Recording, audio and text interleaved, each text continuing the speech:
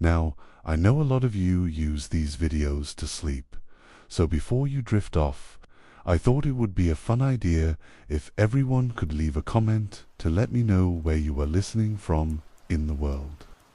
Also, like and subscribe if you are enjoying the case. Right, let's get comfy and relax, and let's begin on the afternoon of April 11th, 2007. In Utah, USA, a 51-year-old father named Martin McNeil took his youngest daughter, Ada McNeil, home, and then went to the kitchen to prepare lunch. Meanwhile, Ada searched the house for her mother.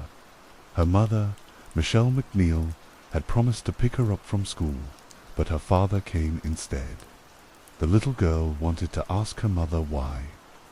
She didn't come. Soon after, Ada discovered her mother in the bathroom. She was lying half in the bathtub with her head submerged. The water had a strange reddish-brown color, her black hair floating on the surface with the ends gathered around the drain. Ada was only 6 years old, so she couldn't comprehend this horrifying scene. She tried to wake her mother up, but sadly, her mother would never hear her again. So, what happened that year? Let's travel back in time to 2007. Our main character, Michelle, was born and raised in a wealthy family in Concord, California. Her talents weren't limited to playing the violin skillfully. She was also the cheerleading captain and homecoming queen. With her striking beauty, outstanding talents, and excellent education, Michelle quickly became the idol of many young men, admired but seemingly unattainable. When Michelle was 20, at a party for single Mormons, she met Martin. Martin's attractive appearance and sophisticated demeanor made Michelle's heart flutter intensely. Like a young girl in love, she was ready to risk everything for her love.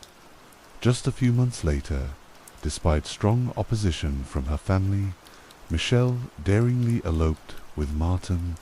Their whirlwind romance quickly ended in marriage when they had known each other for less than a year. After marriage, within 5 years, Michelle gave birth to 4 children for Martin, including 1 son and 3 daughters. But it seemed that Martin still felt 4 children weren't enough, so they adopted 4 more daughters from Ukraine. The burden of a family of 10 didn't seem to be an issue for them, as Michelle was truly wealthy. Moreover, Martin was a doctor with both reputation and money. The whole family lived a peaceful life, enjoying warmth and happiness every day. These seemingly perfect and warm days lasted for decades. However, throughout this time, Martin seemed to always be hiding some secrets. Whether it was due to getting used to married life and losing interest, or because Martin had changed, he no longer seemed to value the wife who had been by his side for nearly 30 years. From age 22 over 50, the ravages of time are more apparent in women. Michelle had long lost the confidence of her youth. She gradually realized that the man she had once blindly pursued no longer loved her as before. Since then, Michelle also became increasingly dejected and sad. Depression and anxiety followed, and it seemed she wasn't the only one who was ill. On February 4th, 2007, Martin announced to everyone that he had cancer and other illnesses and only had a few months left to live. Everyone believed him. More than a month later, Martin's condition seemed to worsen as he began using a cane to walk. Perhaps he wanted to see his wife's youthful beauty one last time before he died, so he suggested Michelle get a facelift. Michelle always listened to her husband, but this time she felt very hesitant. On one hand, She worried about her high blood pressure and psychological issues potentially risking the surgery. On the other hand, she wanted to renew herself to win back her husband's heart. Michelle thought back and forth and finally came up with a solution. She told her husband that she could have the surgery but needed to wait for her blood pressure to decrease. She wanted to use this time to lose weight so the surgery would be safer. However, she didn't expect that her husband's request for her to get a facelift wasn't a discussion but an announcement. He had already arranged the surgery and shouted, "The money has been paid. The surgery can't be postponed. Are you going to do it or not?" Michelle had to obediently comply. On April 1st, this was the final consultation before surgery with the plastic surgeon. Noticing Michelle was still hesitant but seemingly afraid of something, she couldn't postpone the surgery. After this consultation, Martin requested quite a few prescriptions from the doctor. On April 3rd, Michelle was taken into the operating room. Like her elopement 30 years ago, she believed this man would bring her happiness. She believed that after the surgery, this man would love her as before. As the anesthesia needle pierced her skin, she gradually fell asleep. This surgery lasted from 8 a.m. until 3 p.m. Everything went smoothly, and the surgery was very successful. However, the prolonged anesthesia still put quite a strain on her body. Therefore, the doctor suggested keeping the patient in the hospital for overnight observation. However, Martin strongly objected. He wanted to take his wife home. A tense argument ensued, and finally, after considering many aspects, he had to let Michelle stay in the hospital for overnight observation. For Martin, that night must have been very uncomfortable. As soon as he woke up the next morning, he rushed to pick up Michelle and take her home. Michelle's face was heavily bandaged, covering even her eyes. For a long time after surgery, what she needed most was rest and recovery. That day, their daughter Alexis, who was studying medicine, took time off school to come home and care for her mother. She stayed by her mother's side attentively all day until late at night. As night fell, fatigue began to overtake Alexis, causing her to start dozing off. Just then, Martin appeared with a fake, concerned look, saying gently, "Go rest. Let me take care of Mom." Without suspicion, Alexis accepted her father's seemingly loving offer and went to her room to rest. Around 6 a.m. the next morning, Alexis woke up and hurriedly returned to her mother's room to relieve her father so he could rest. But the scene before her eyes left her stunned and panicked. Her mother, who had been alert and stable just the night before, now lay motionless on the bed, her face pale, her breathing weak. Michelle looked like she was on the brink of death. With her medical knowledge, Alexis couldn't explain this sudden change. She turned to Martin, her voice trembling with worry and suspicion. "Dad, what happened? How did Mum's condition become so terrible after just one night in your care?" But Martin replied, "Perhaps she overdosed on medication." This answer made Alexis both worried and angry because everyone in the family knew Michelle rarely took medication as she was very sensitive. 2 drugs. How could her husband, who was also a doctor, give such an unreasonable explanation?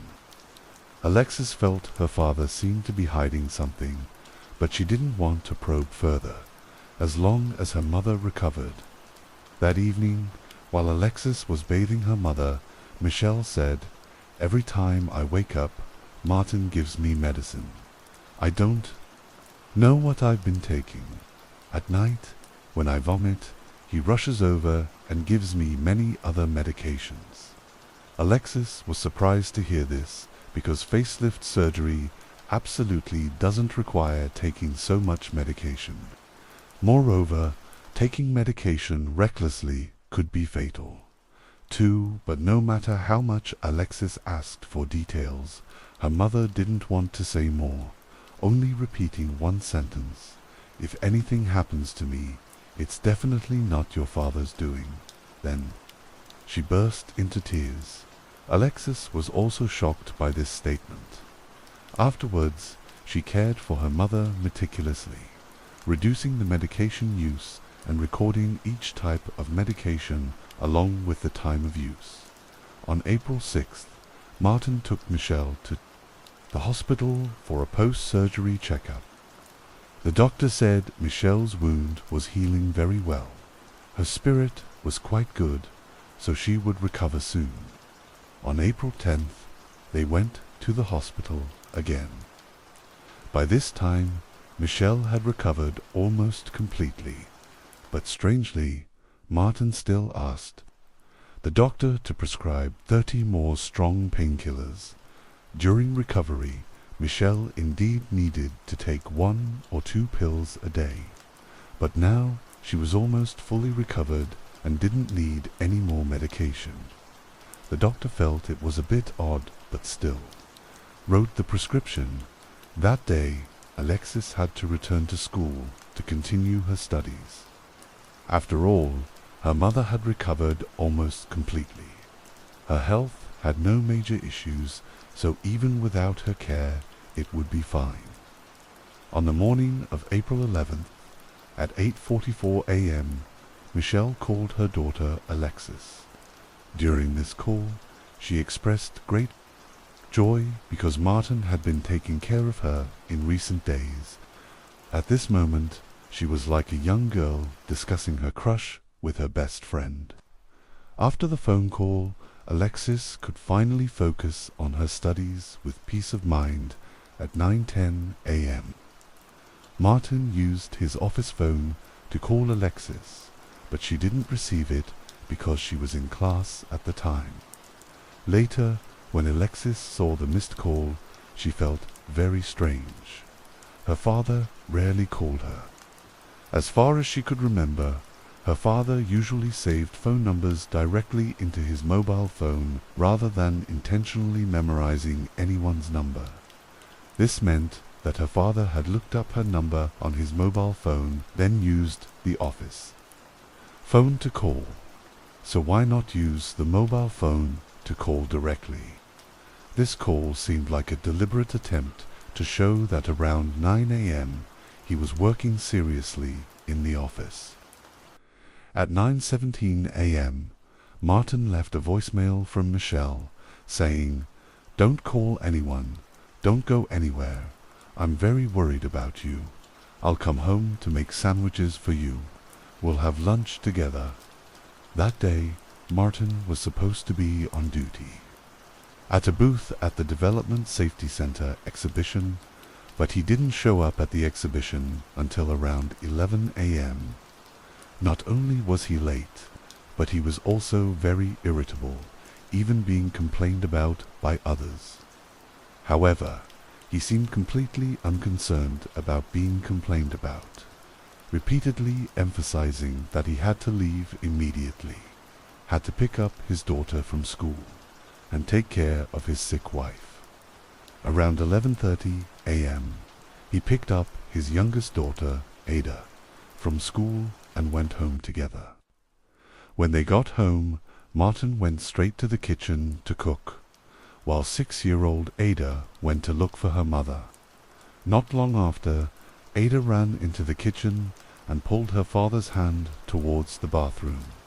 The little girl said urgently that Mom needed help.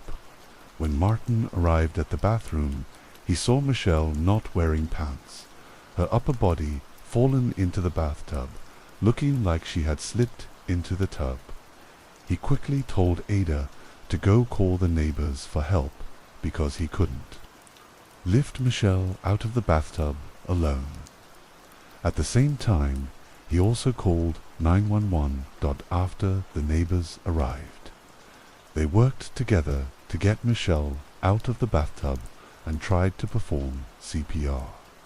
Martin was a doctor, so everyone listened to him.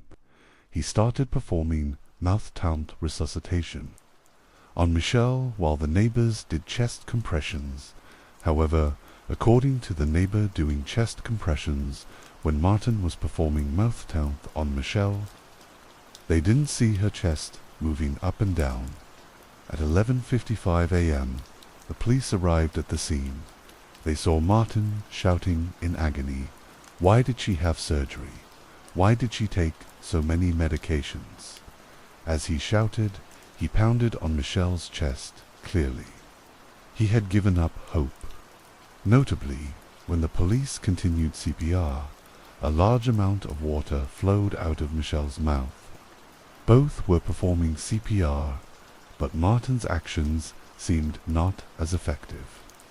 At this point, the police asked what had happened, and Martin said, "This is my beloved wife. She just had a facelift surgery. She's been taking a lot of medication recently.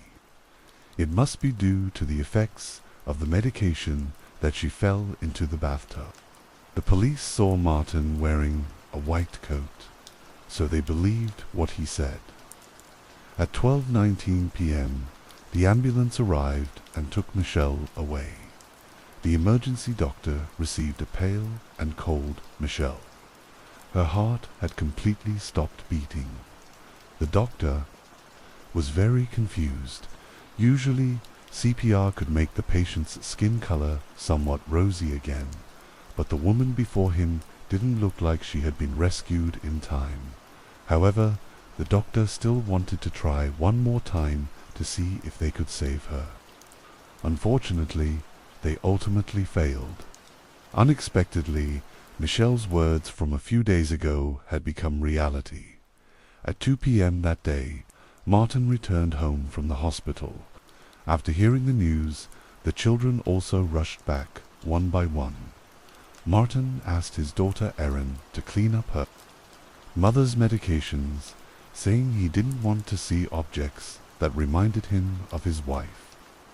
Erin complied without thinking, but after cleaning up, she suddenly realized that these things could be evidence. She asked Martin why he told her to do this, but he refused to answer. Previously, Alexis, who had been caring for her mother devotedly, also discovered something was amiss. Not only did the medication seriously disappear, but even her meticulous records of her mother's medication use vanished. Even her mother's personal belongings had been cleaned out, as if someone was trying to erase all traces. Martin seemed to realize that his actions were being suspected. To prove his innocence, he told his daughter, "We must complete the autopsy. That way, people won't blame me for your mother's death." The autopsy results were as he expected. The report showed that Michelle had cardiovascular disease, and the direct cause of death was drowning. The conclusion was natural death. However, Alexis didn't believe these results. She still believed that her mother's death was not natural and it must have been caused by her father. She even changed her last name and vowed never to use her father's surname again. She began collecting evidence and rallying her siblings to her side, determined to seek justice for her mother. When they started investigating Martin, they discovered that this happy family had been a lie all along. The father they respected and admired turned out to be a highly intelligent criminal. He was violent, cold, deceitful, untrustworthy. His entire life full of falsehoods. Martin McNeil was born on February 1st, 1956, in Kenton, New Jersey. Unlike Michelle, he grew up in a poor family with 5 siblings. Not only were circumstances difficult, but his parents also argued constantly. The stories about Martin's past, revealed by Anna, his lover, further illuminated the dark nature that had formed very early on. With frightening pride, Martin recounted how he tried to kill his own mother when he was just 8 years old, as well as how he skillfully staged the natural death of his brother in 1973. Martin enlisted in the military. When the military examined his health, they discovered he was a psychiatric patient. He confessed that obsessive images often appeared in his mind, urging him to commit murder. Recognizing the potential danger, the military decided to prohibit Martin from handling firearms. Less than 2 years later, he requested leave due to mental health issues. He deceived the military, claiming he was completely unable to study and work anymore. For over 30 years after that, he received nearly $100,000 in benefits from the Department of Veterans Affairs. Later, even his transcript for medical school admission was forged. On February 21, 1978, he married Michelle months after the wedding. Martin was sentenced to 6 months in prison for forgery, theft, and fraud. However, Michelle didn't leave him because of this. Afterwards, they had 4 children. In 1994, Martin was accused of having an affair with a patient. Michelle was heartbroken and wanted a divorce, but Martin threatened that he would do something reckless. In August 2000 and 2005, Michelle caught Martin watching pornography twice. She expressed her desire for divorce, but Martin continued to threaten her. Some might say, just for watching pornography, she wanted a divorce. Isn't that excessive? Actually, watching pornography is a major taboo in the Mormon faith. Therefore, a devout believer like Michelle couldn't accept her husband, also a believer, watching such films. In March 2005, Martin began an extramarital affair with his lover Anna.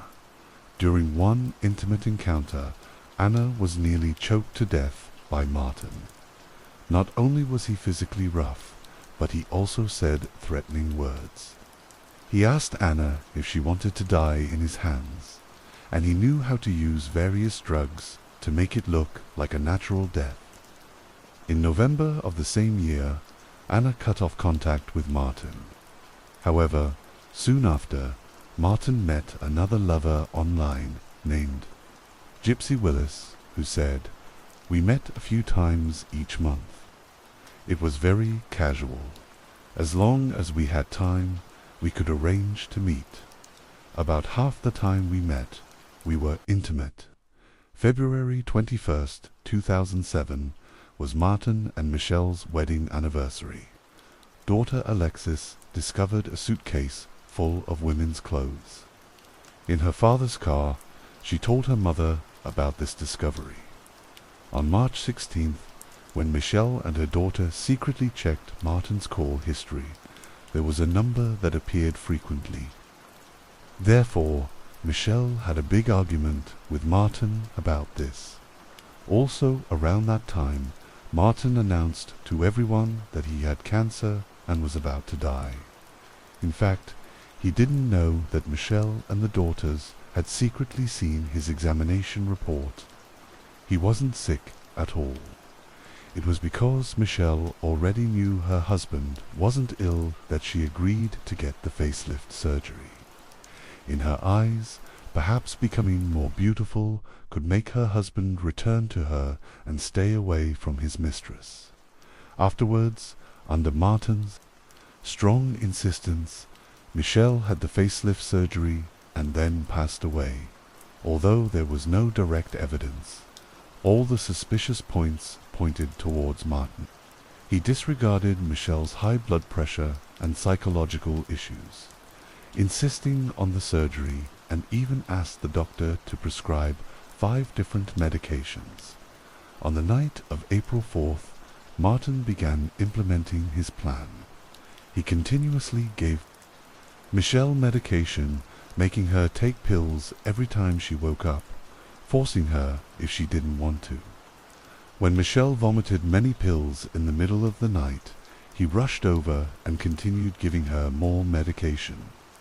On April 5th, Alexis discovered her mother's condition was very poor, so she began caring for her mother herself. By April 10th, her mother had recovered almost completely. But Alexis couldn't have imagined that just one day after she left, her mother would die in the bathtub. Not only her daughter, but even the doctor who examined Michelle found it hard to believe.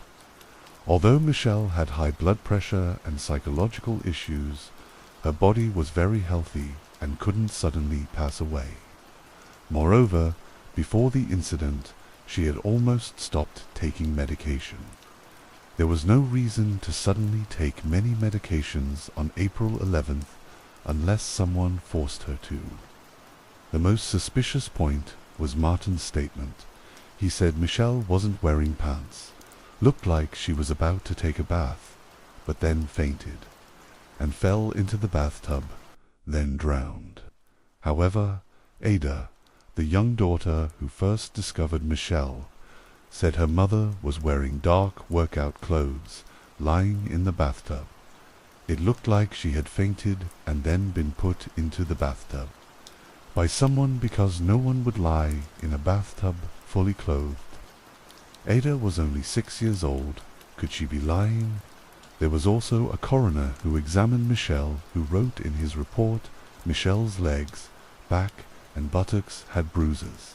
This suggested she died lying on her back, not slumped over the bathtub as Martin said. Many signs indicated Martin was lying. In the 911 call, he said he was performing CPR, but in reality, he wasn't doing anything. Later, when the neighbors arrived, he perhaps only pretended to do it for show. He even wiped away some suspicious bloodstains in front of the neighbors. However, suspicious points ultimately remained just suspicious points.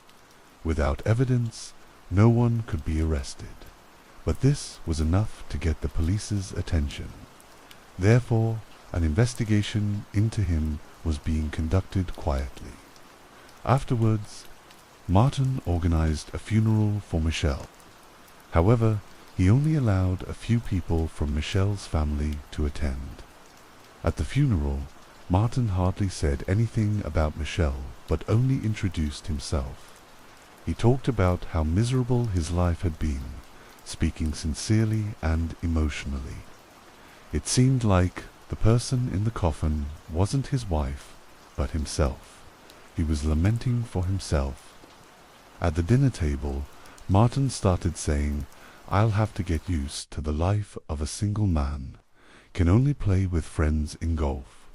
Then he laughed to himself. It's unclear if it was a bitter laugh or if he was genuinely happy. Michelle's sister found this not funny at all, even disgusting. At this funeral, Martin even invited his mistress Willis. In fact, their relationship had never been interrupted, even during the days right after Michelle's death, and even during the funeral ceremony. After the funeral, Martin's attitude towards the children got increasingly worse. He kicked Alexis, who always suspected him, out of the house. He found a nanny for the children, but this person didn't do anything. Didn't pick up the children, didn't do laundry, didn't cook, and this nanny was actually Martin's mistress, Willis.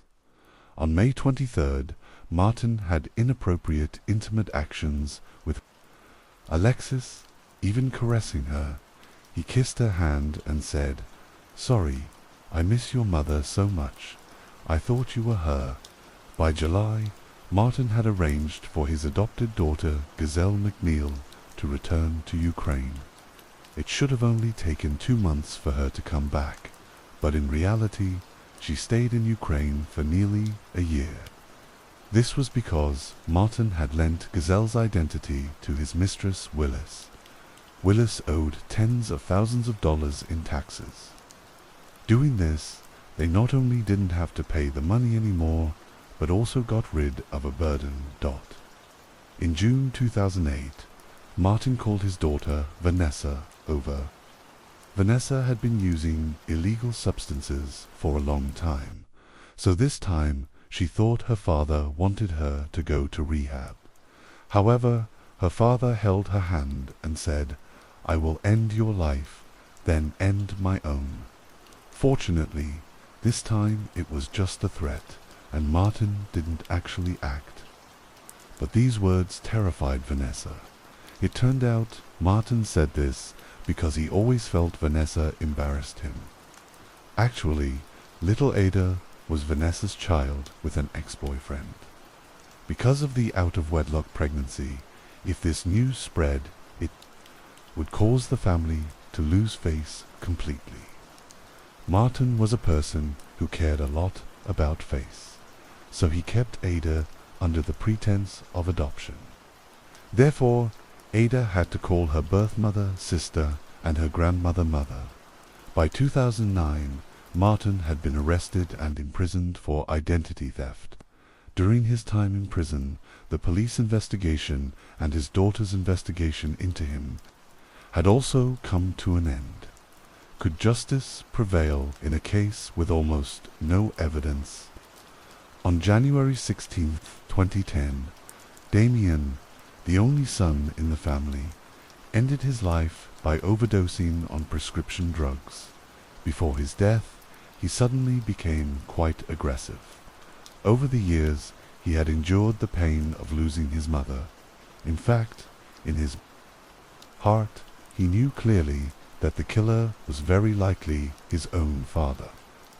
He really couldn't live with the person who had killed his mother, or perhaps because he studied law. He felt the hope of convicting his father was too slim.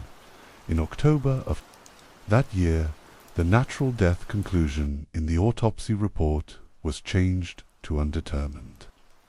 The doctor pointed out that the combination of several different drugs, such as Valium, Lortab, Percocet, Ambien, and Phenergan, could very likely cause difficulty breathing, loss of consciousness, respiratory depression, and coma.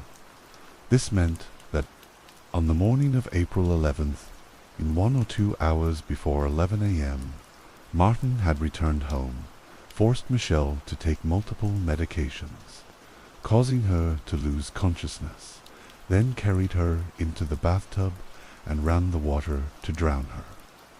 In 2011, Willis was also sentenced to 3 years in prison for participating in the identity theft scheme. In July 2012, Martin was released from prison. 3 subsequently, the Utah Attorney General's office charged him with killing Michelle. On October 17, 2013, Martin's trial began. The prosecution turned Martin's life inside out. It was only then that people truly learned about Martin's real character. His 2 lovers, some of his daughters, the girlfriend of his only son Damien, Michelle's plastic surgeon, and even inmates who had been in prison with Martin all testified in court.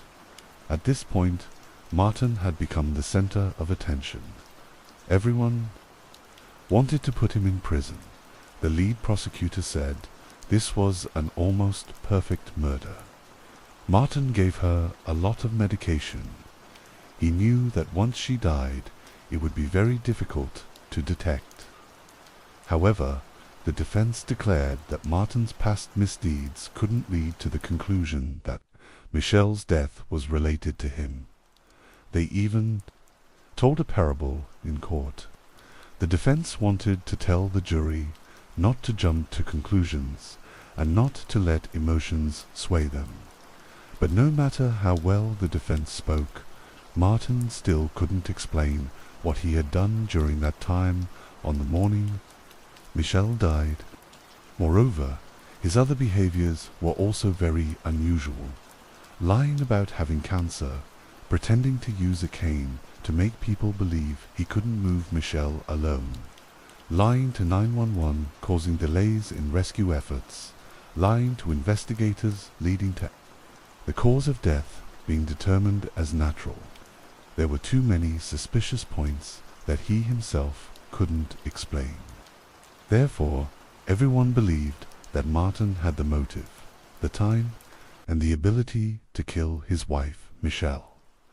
After 22 days of trial, on November 9th, 2013, in a situation without direct evidence, the court relied on testimonies from many people, Martin's past, and many suspicious points about him to convict Martin of first-degree murder, obstruction of justice, and sexual abuse, with a sentence of 17 years without parole. When hearing the verdict, some of the daughters couldn't hold back their tears. People had gotten the truth, but the price paid was too high. Looking back at this case, Martin was the source of chaos. Neither his beautiful wife nor his lovely children could change his nature. It seemed that killing in his mind wasn't a terrible crime. His behavior had many similarities with cold psychopaths. Lack of empathy, no sense of guilt, no fear, but extremely selfish, arrogant, and prone to lying. Martin was truly a cruel person, treating murder as casually as cutting grass, seeing nothing significant about it. Moreover, he didn't realize it was wrong. So, when he wanted to live with his mistress, he used a combination of drugs to make Michelle die naturally instead of thinking, like a normal person, about divorce or maintaining an extramarital relationship. He felt that was too troublesome. Killing Michelle would be more convenient and quicker. Story 2A. Woman's mummified body was found preserved in a sewer pipe for 3 years. The only intact part of her body was her left finger, still pointing into the dark depths of the tunnel. So what really happened in this dark and cramped pipe? This case has been dubbed the secret of the marriage hidden in the tunnel in Liuan City, Jilin Province, China, on December 10, 2012. The northeastern region of China was experiencing its coldest season of the year, with temperatures dropping to minus 22 degrees Fahrenheit, causing many locals to stay indoors. However, as a worker tasked with repairing underground heating pipes, Xiao Guang had to go to work as usual. He crawled into the tunnel to inspect and repair it, ensuring a normal heat supply for local residents. But just 3 minutes into the pipe, a foul odor wafted towards him from ahead. Based on his experience, Xiao suspected it was likely the corpse of a small animal, such as a dead rat, in the pipe. He turned on his flashlight and continued forward to investigate.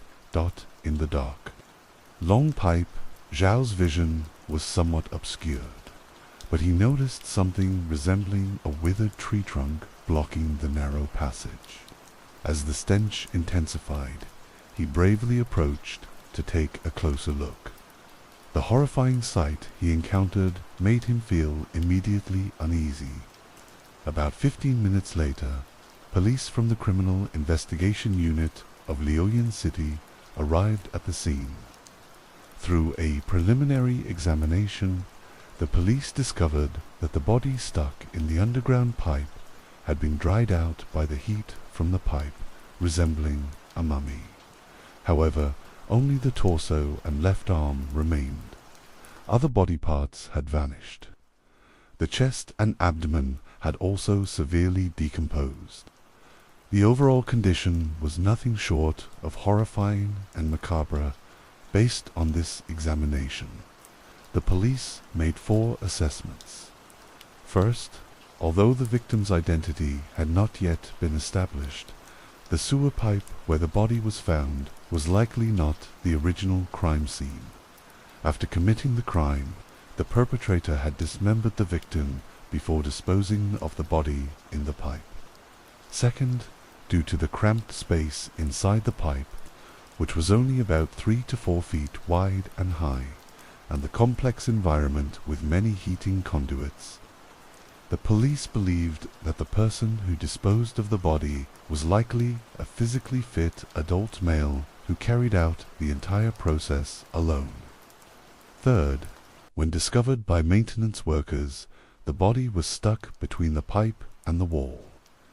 Curiously, the only remaining arm pointed towards the darker end of the tunnel.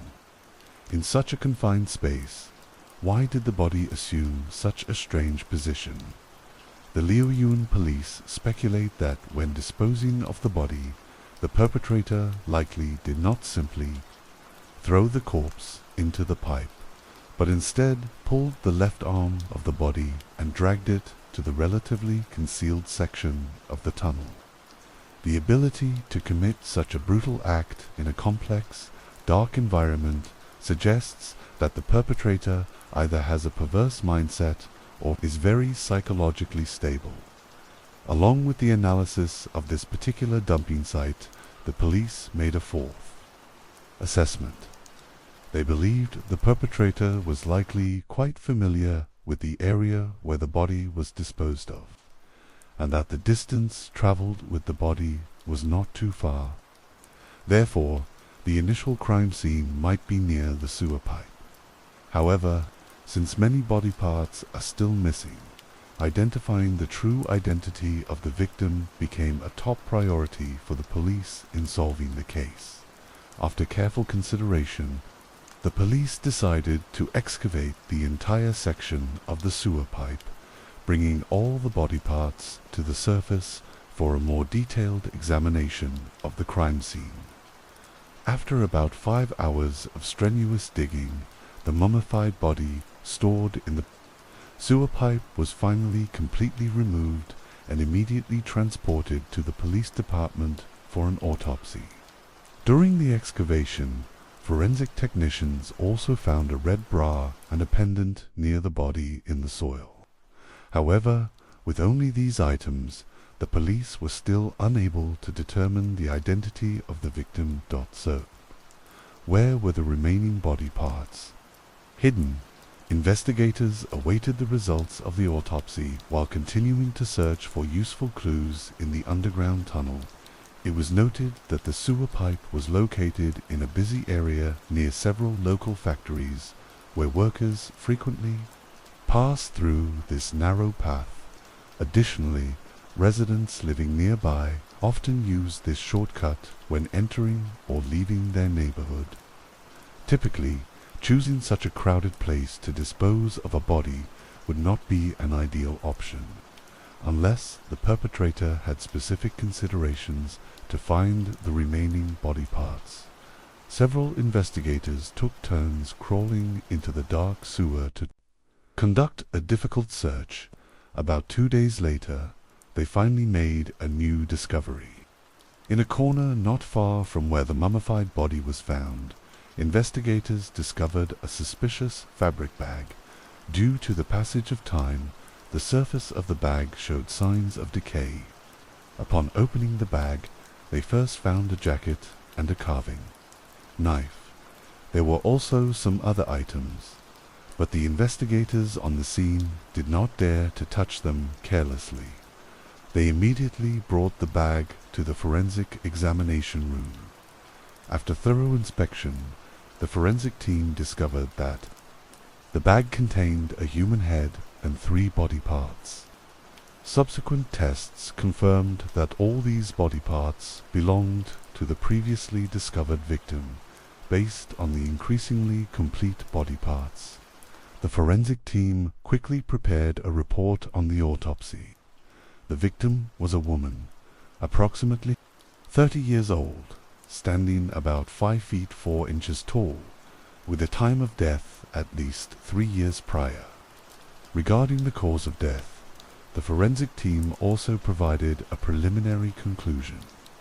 They believed the victim had been violently attacked by an unidentified object while still alive, ultimately leading to death by asphyxiation.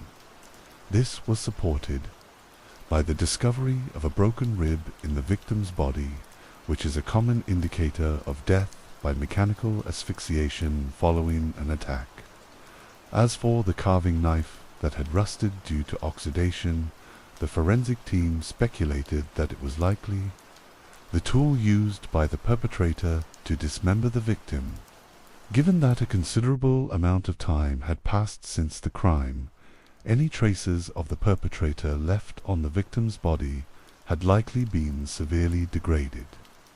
This undoubtedly posed a significant challenge for the police investigation to quickly identify the true identity of the victim. The police began reviewing local missing persons cases, focusing on women who had gone missing between 3 to 5 years prior to the discovery of the body. Through these two filtering criteria, they quickly narrowed it down to one missing woman. This woman, named Zhang Xiao, was a local resident of Liuwin, and her age and height matched those of the female corpse found in the sewer pipe. The police then reached out to Xiao's husband and parents. During the identification of the body, Xiao's husband, Sun Shengguo, was the first to recognize the pendant and the long-sleeved black jacket. Xiao's parents also provided blood samples.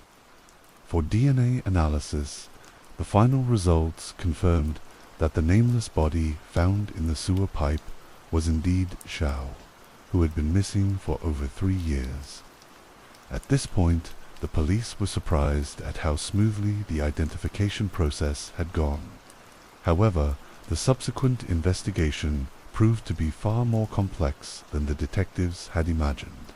By checking related records, the police discovered that Zhang Zhao went missing on the evening of September 9, 2009, exactly 3 years prior. According to statements from Zhao's family, around 6:30 p.m. on the day she went missing, Zhao, who lived near Dongshan Street No. 4, had dinner at her father Zhang Junian's house and returned home around 7 p.m. at that time. Zhao even called her father to assure him she was safe. By around midnight that evening, her husband returned home from work to find that his wife was missing. He also discovered that a large suitcase that had been in the house was gone. Some cosmetics and clothes in his wife's bedroom were also missing. At that moment, Sun thought his wife might have gone on a business trip, as just 2 days prior, on September 7th, Xiao had told Sun that she would be going to Beijing for work with the owner of a curtain store in the coming days. However, on the morning of September 10th, the owner of the curtain store, Wu Chenghua, suddenly came to Zhao's house and angrily asked, "Son, where is Zhao? Why didn't she arrive at the train station on time? I have the train tickets and she isn't answering my calls." Faced with this barrage of questions, Sun expressed his confusion.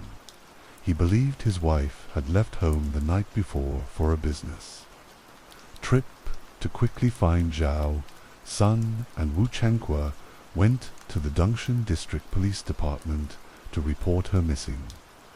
That year, the police first went to Zhao's home to conduct a detailed search. According to their notes from the investigation, apart from Zhao's cell phone, some cosmetics, clothing she often wore, and a large suitcase, the other items remained untouched. Furthermore, the arrangement of these items was relatively tidy. The investigators did not find any signs of a struggle in the rooms, nor any suspicious bloodstains.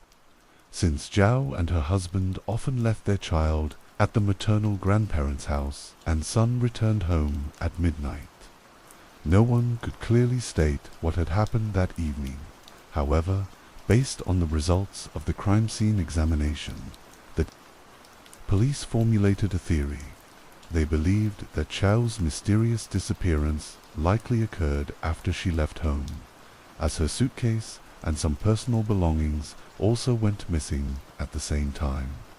According to Wu Chenghua, the scheduled business trip with Zhang Xiao was for the morning of September 10th. Although the train tickets to Beijing had been purchased in advance, there was no reason for Zhao to pull her suitcase out of the house alone at such an early hour, unless one of two scenarios occurred. First, on the night of her disappearance, Zhao needed to go out for something very urgent. Second, Zhao was called out by someone she deeply trusted. Therefore, the police began to investigate and interrogate Zhao's social relationships. According to Sun's statements, before her disappearance, his wife worked as a sales manager at a home decor store in the city.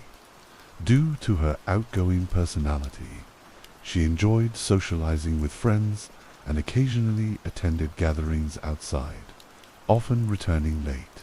However, after investigating, the police found that on the night of her disappearance, Xiao did not have any plans to meet friends. According to several friends' accounts from that evening, Xiao was at home chatting online with them. During the chat, Zhao repeatedly mentioned that she needed to wake up early the next day to catch a train, so she logged off around 10 p.m. to end the conversation. By extracting Zhao's QQ chat history, the police were able to verify the statements of her friends. This means that around 10 p.m. on the night she disappeared, Xiao was still safe at home. Sun returned home from work to find his wife missing around midnight. What could have happened to Xiao in that short tour window? The police then continued to extract Xiao's phone call records.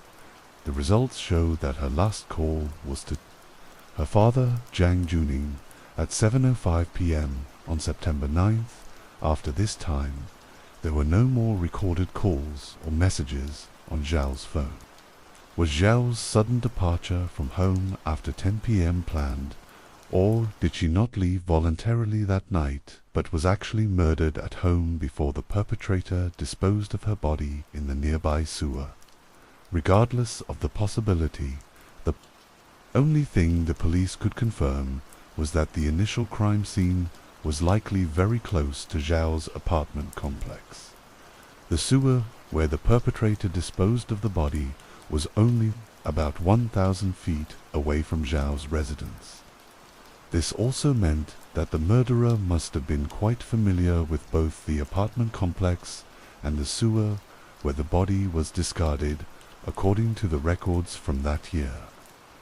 After Xiao went missing, her husband showed significant grief, crying profusely when reporting the case to the police. However, given the specific time of Zhao's disappearance and the level of familiarity the perpetrator had with the crime scene, the police still considered Sun a primary suspect.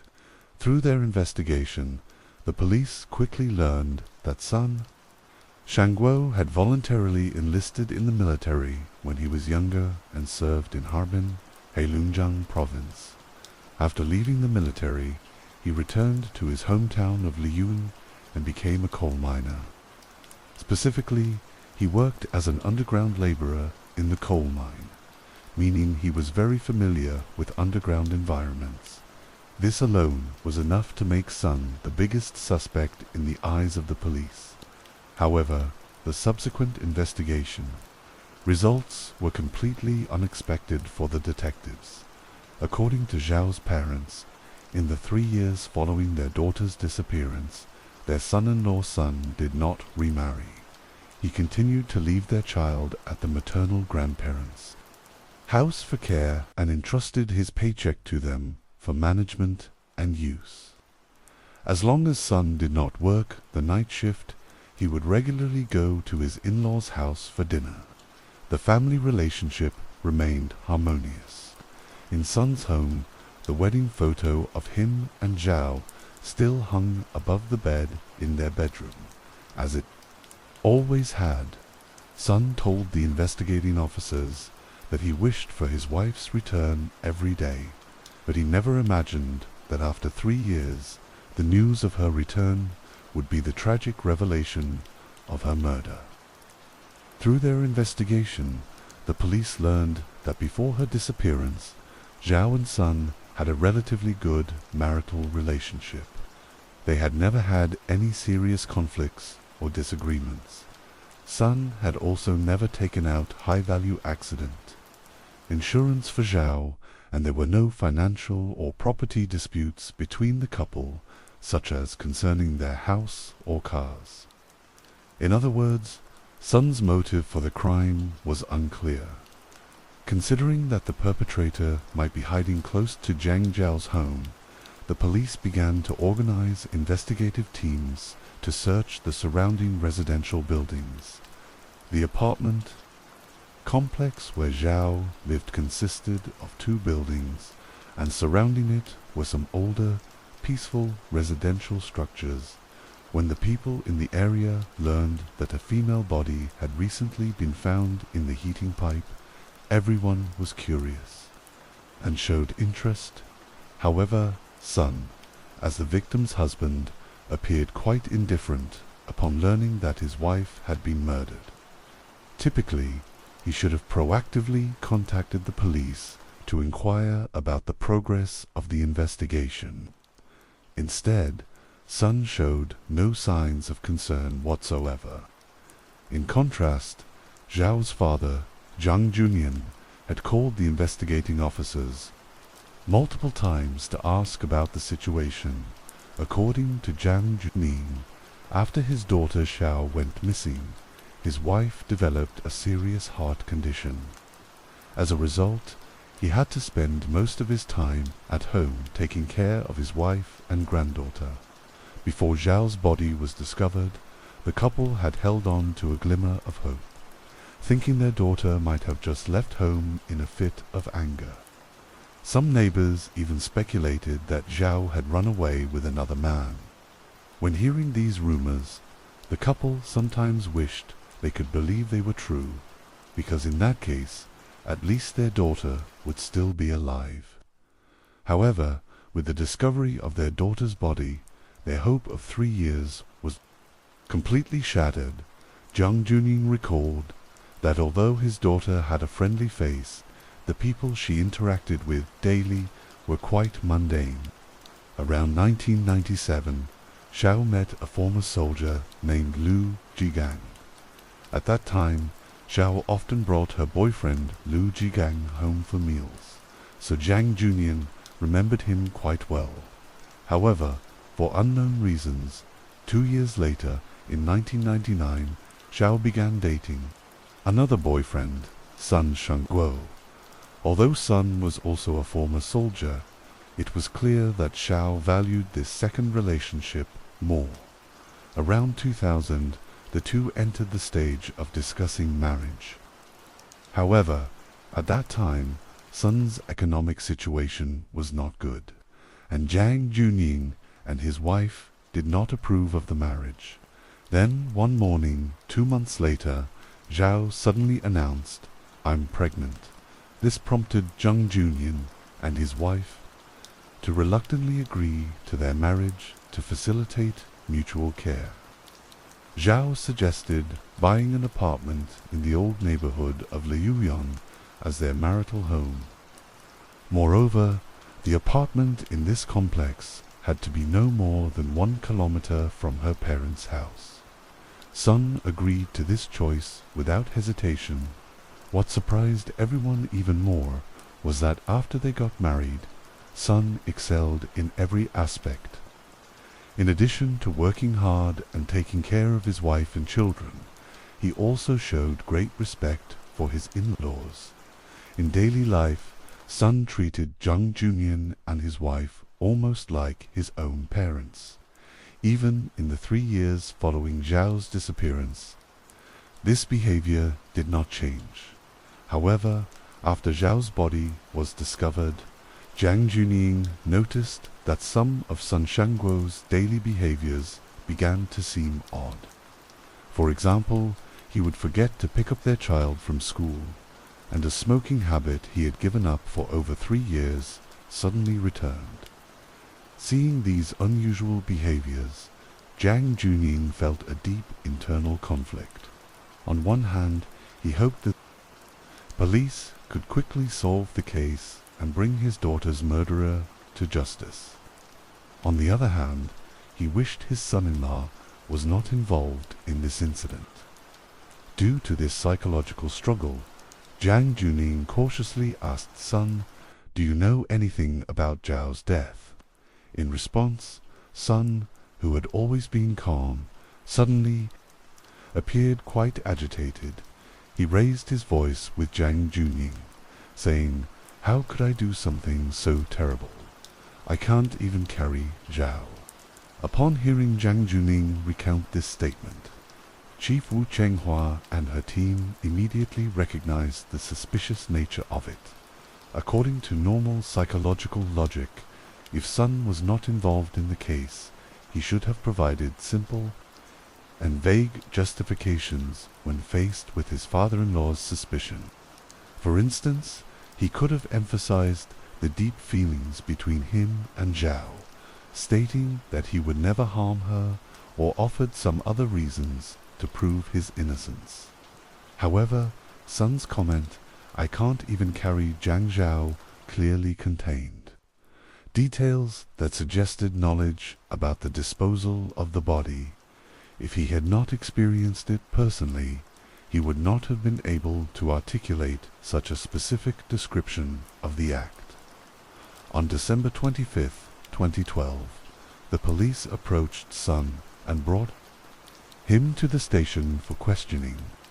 Surprisingly, in the interrogation room, Sun showed no signs of resistance. He quickly admitted to the crime of murdering his wife, Xiao. Sun told the investigating officers, "I killed my wife. This is different from what I said before. At this point, I no longer need to hide anything." So what was Sun's motive? What truly happened on that fateful night 3 years ago? Let's go back 13 years to the year 2000.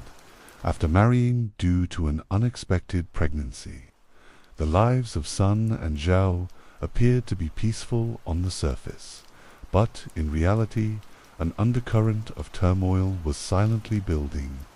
In Sun's eyes, his wife, Zhao, was always a woman who attracted a lot of attention.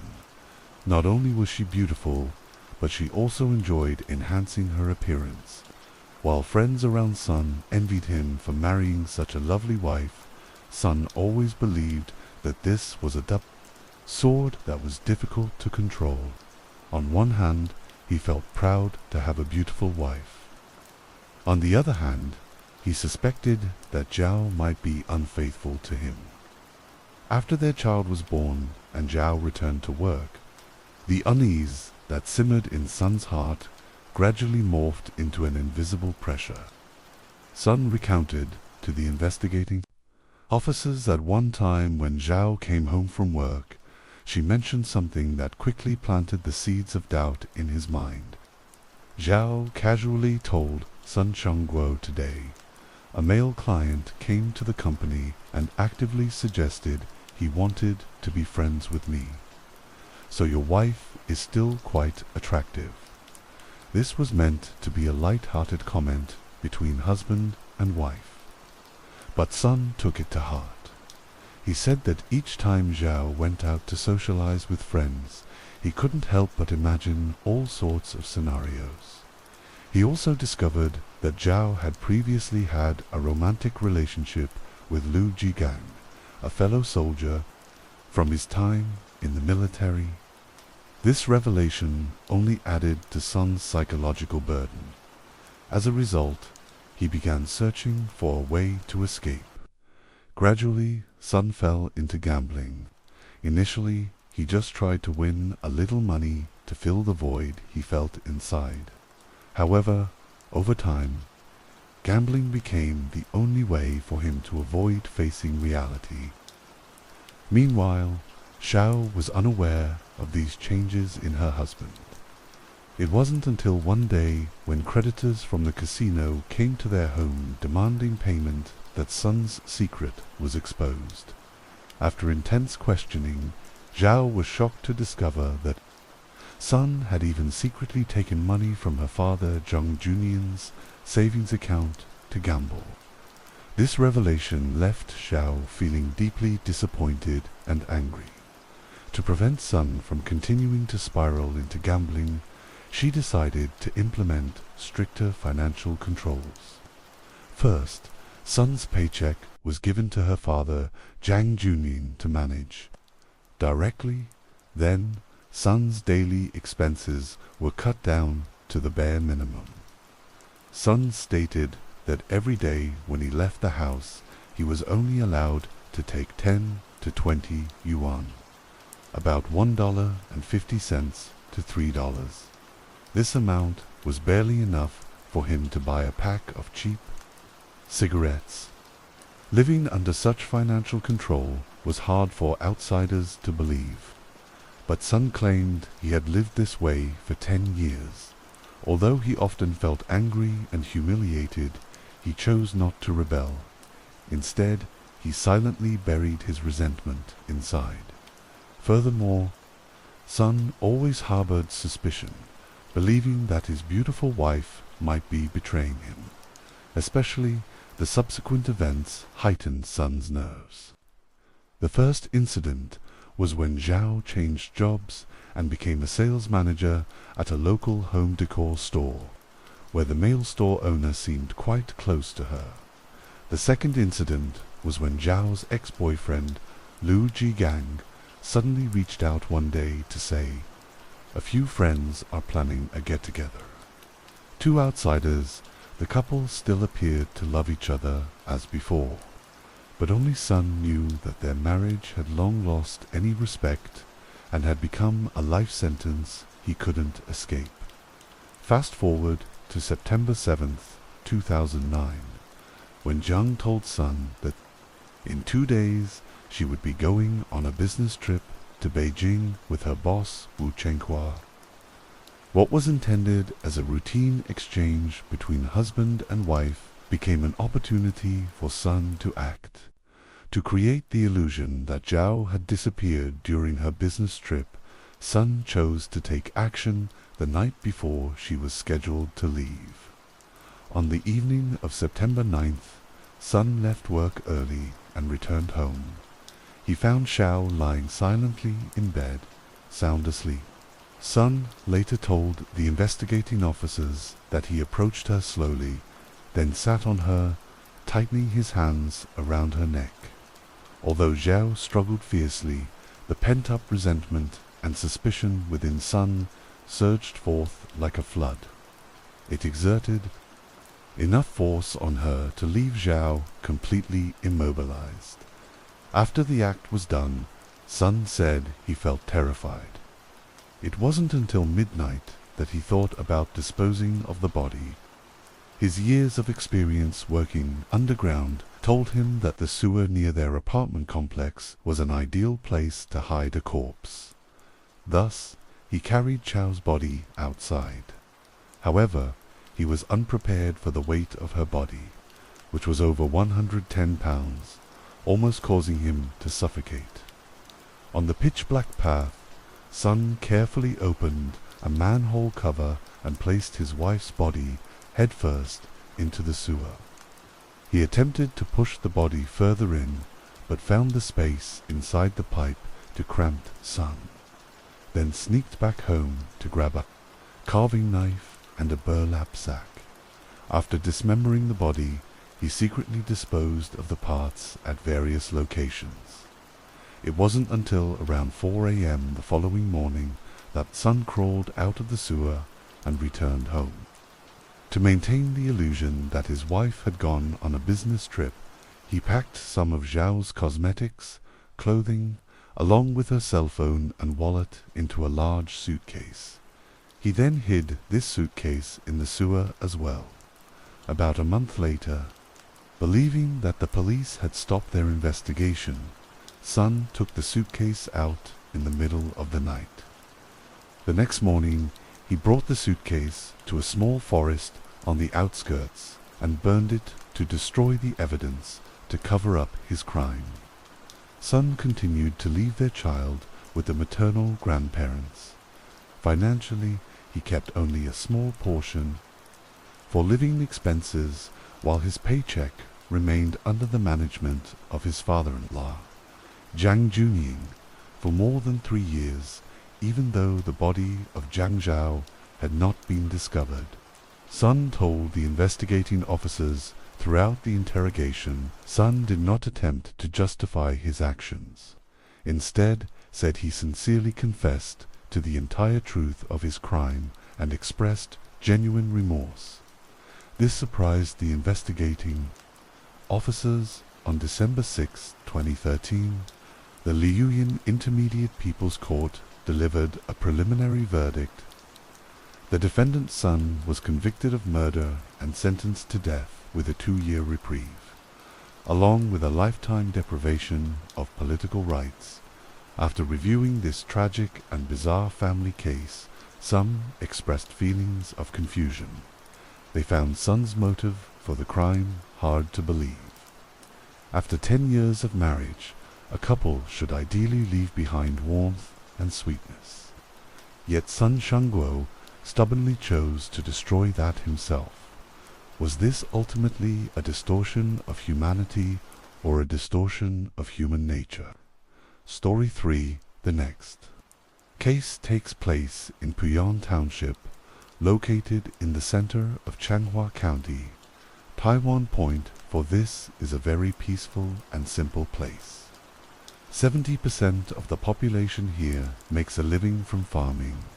So when a village chief spotted a strange object floating in the river, he never thought it would turn out to be a human body. The incident occurred on October 29, 2021. Mr. Nanta was taking a midday break to visit friends, and on his way back to the city, he admired the beautiful Dongpu River. Suddenly, something strange caught his eye. He vaguely saw a human-shaped object floating in the river. At first, Mr. Nanta thought it was just a discarded doll, but upon closer inspection, he noticed that there were a lot of fish surrounding it. After thinking over and taking a good look, the village chief broke into a cold sweat and quickly called the police.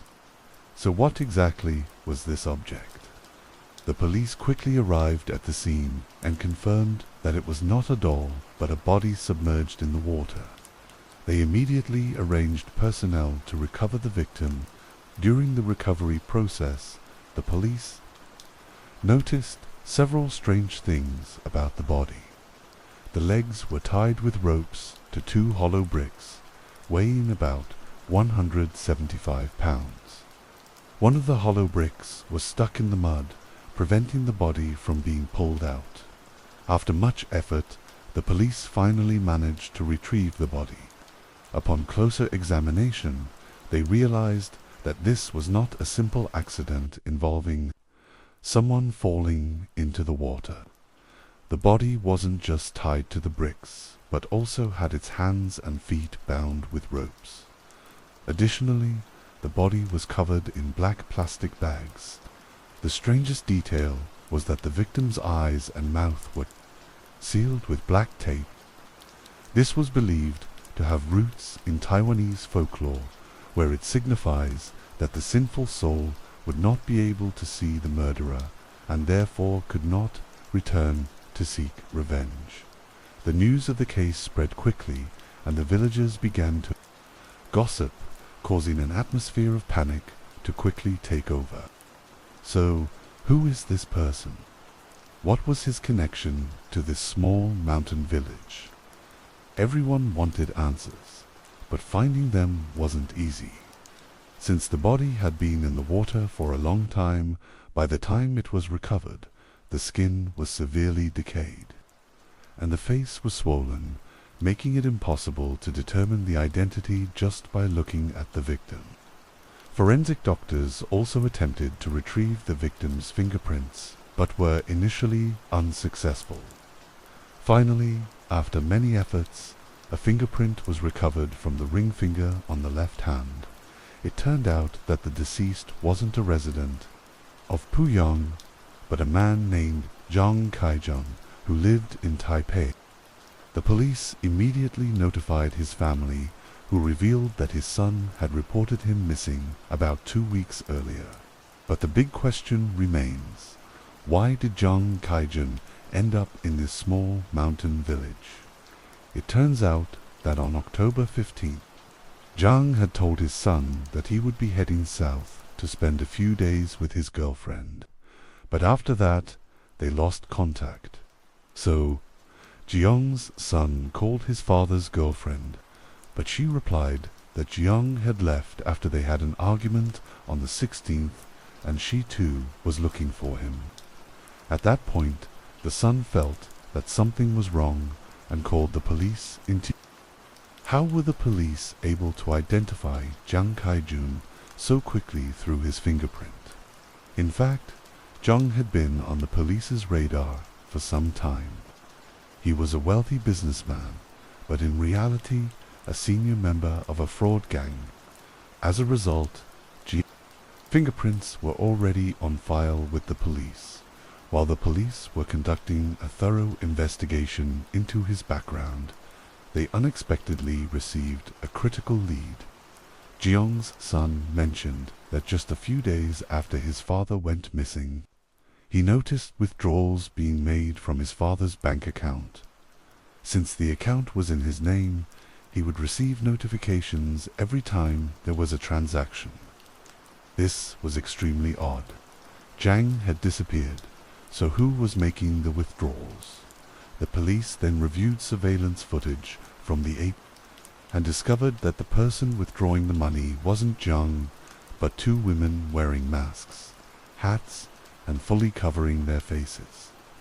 They had used Jiyoung's card to withdraw money multiple times in different locations. The police determined that these 2 women were the key to unlocking the case, while the police were working to identify the women. An unexpected post appeared. On social media, the post, made by one of Jiyoung's friends, stated, "My friend met a young woman at a hotel," and he directly revealed that her real name was Lin Shu, after they moved in together. One day, 6 men suddenly barged in, claiming to be Shu's cousins. They said that her family didn't approve of their relationship and that they had come to take Shu away. Jiyoung's friend, the one writing the post, recounted that Jiyoung agreed to let her go out of respect for his girlfriend. Before they were forced apart, they even attempted to escape together in a BMW, but in the end, they were unsuccessful. The friend also revealed that the BMW was a car that Zhang had given to Shu when they were dating. After being separated for some time, the friend said that one day while he was out dining with Zhang and other friends, Lin Shu suddenly reappeared. The 2 left together hand in hand. After that, Zhang went to Lukang with Shu and had not been heard from since. When the friend finally found Zhang, he had become nothing more than a cold corpse. With this shocking revelation, the friend directly concluded that Shu had set a trap to harm others and warned everyone to be cautious. The post caught the attention of the police. In fact, Jiang's girlfriend, Shu, was indeed the last person. To see him and one of the women withdrawing money in the surveillance video looked a lot like her. It seemed that she was indeed very suspicious. So the police decided to investigate her. At the time, Lin Shu was 30 years old and had been working at a hotel for the past 3 years. According to her social media account, up until 2020, the photos she posted showed her dressing in very androgynous clothing. During that time, she kept her hair short and often shared content related to same-sex marriage.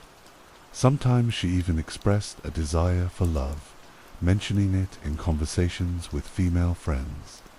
Her job at the hotel wasn't going well at that time. However, at the start of January 2020, She stopped posting after sharing a picture with a female friend. It wasn't until 10 months later that her account was updated, and by then, Shu had completely changed her appearance, transforming into a beautiful young woman with long hair, a complete contrast to her previous look. Through investigation, it was revealed that she had changed her appearance. Following advice from friends and growing her hair out after undergoing microplastic surgery. Surprisingly, Shu quickly became a sensation at the hotel and stood out wherever she went. She then met Jung, a divorced man. He was drawn to her attractive appearance and pursued her immediately. The couple, who had a 21-year age difference, eventually began living together. Zhang provided her with a monthly allowance of 100,000 Taiwan dollars, which is equivalent to $3,100. He was also very generous with material things, buying Shu anything she wanted, including a BMW sports car, in her name. However, she never posted any photos of herself and Zhang on social media, and her relationship status was displayed as single. Jiang's friends suspected that she might be bisexual, meaning she could be attracted to both men and women, and they advised Jiang not to get too deeply involved, but he believed that everyone has their own past and didn't pay much attention to it. During the police interrogation, Shu remained calm and composed. She told the police, "What does my boyfriend's disappearance have to do with me?" and added, "I'm also looking for Jiang." When asked about her boyfriend's whereabouts, she said that Jiang had gone with her to her hometown in Lukang on the 15th, and on the 16th, the whole family took a trip to the beach to watch the sunset. She claimed that they had a petty argument on the way, and Jiang kicked her whole family out of the car before driving off on his own. However, in reality, the police had found Zhang Kaijun's car in Taikong the day after he disappeared. What was strange was that the car hadn't been unlocked, and the car keys had been tossed onto the dashboard. After forensic experts examined the car, they didn't find any suspicious evidence. Could it really be, as Shu said earlier, that Zhang drove himself back to Taikong? The police seemed not to trust Shu's story at all. It was clear that the car was part of a trap set by the murderer to lower Shu's guard. The police never revealed the circumstances surrounding the discovery of the body until the end of the interrogation, where they used it to apply psychological pressure in hopes of getting her to confess. However, Shu did not panic. She continued to act innocent and weak. To prove her innocence, Shu even agreed to let the police search her home, confident that they wouldn't find any evidence. Perhaps she thought all the evidence had been dumped into the Dongpu River, but she overlooked something important.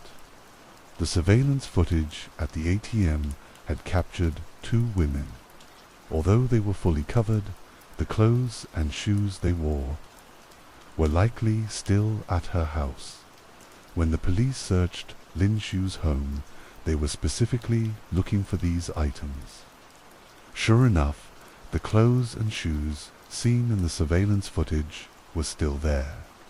Surprisingly, even when faced with the evidence the police presented, Shu remained unmoved. She claimed, "These are just ordinary clothes. What's so strange about that?" Upon further investigation, the police discovered that she was a transgender man presenting as a woman, which explained why she was so stubborn. Without solid evidence, she was not going to confess. The police then pulled surveillance footage from road cameras on October 16th, documenting Zhang Kaijun's driving route. They discovered something suspicious. A stretch of the journey that should have taken just 5 minutes by car actually took an hour that day. This area was near the Dongpu River where Jeong's body was found. Clearly, they had stopped during this brief trip. The police confronted Shu with the question, what were they doing during that time? Shu could not provide an answer, but she still refused to tell the truth. It wasn't until the police showed her photos of Jeong's corpse that her eyes began to dart around and she started to crumble. Sensing the moment had come, the police used psychological tactics to finally break her silence. Shu confessed, "I killed him myself." However, Jang, though 51 years old, was in excellent health, far too strong to be overpowered so easily by someone as slender as Shu. The police suspected there were accomplices involved. As the investigation went deeper, the case became even more horrifying, and a shocking truth emerged. On the day Jang disappeared, she wasn't the only one with him. Her family members were there too. Do you remember the 2 women seen in the ATM surveillance footage? The other woman resembled Shu's mother. The answer became clear immediately. The police then interrogated Shu's parents. Her mother refused to cooperate, but her father quickly confessed to the crime. Lin Fuxian, Shu's father, revealed that ever since his daughter started dating Jang Kijun, every time she came home, she was covered in scars. She used to be cheerful and outgoing, but after meeting Jang, she became increasingly unstable. After asking her what was going on, he discovered that Jang had been physically abusing her. Naturally, as a father, he wanted to seek justice for his daughter, so he decided to harm Jong. He also claimed, "I did all of this by myself, and it has nothing to do with my family." Later, Shu's mother confessed that she only learned the truth after her husband told her the entire story. However, her own words accidentally revealed her involvement. The police confronted her, saying, "Shu has already admitted to being one of the 2 people who stole Jeong's money. The other person was you, wasn't it?" At that moment, she confidently responded, "His money was all ill-gotten gains. It was all meant for us to use." The woman's mentality truly shocked the police. Next, Shu's brother also provided a statement.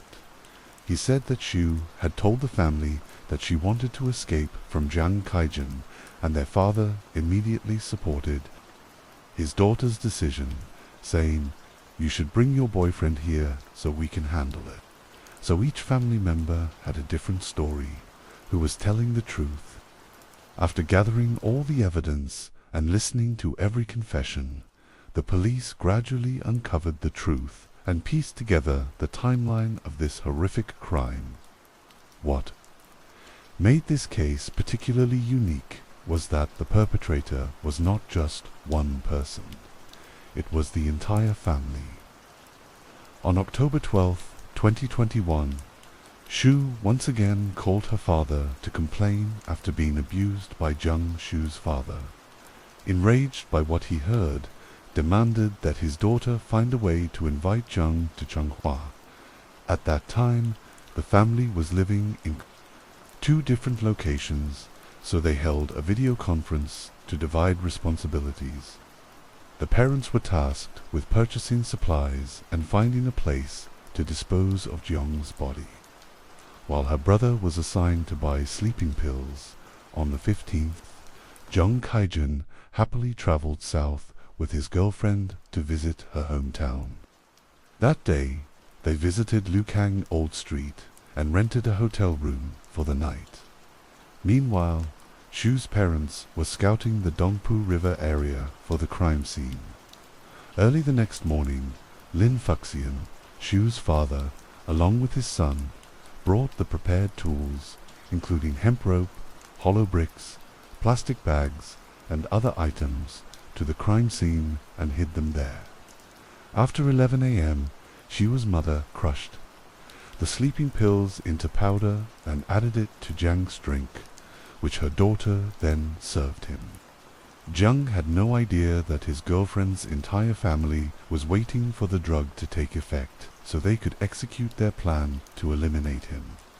When they saw that Jiang had fallen unconscious due to the effect of the drugs, they pulled over on the side of the road.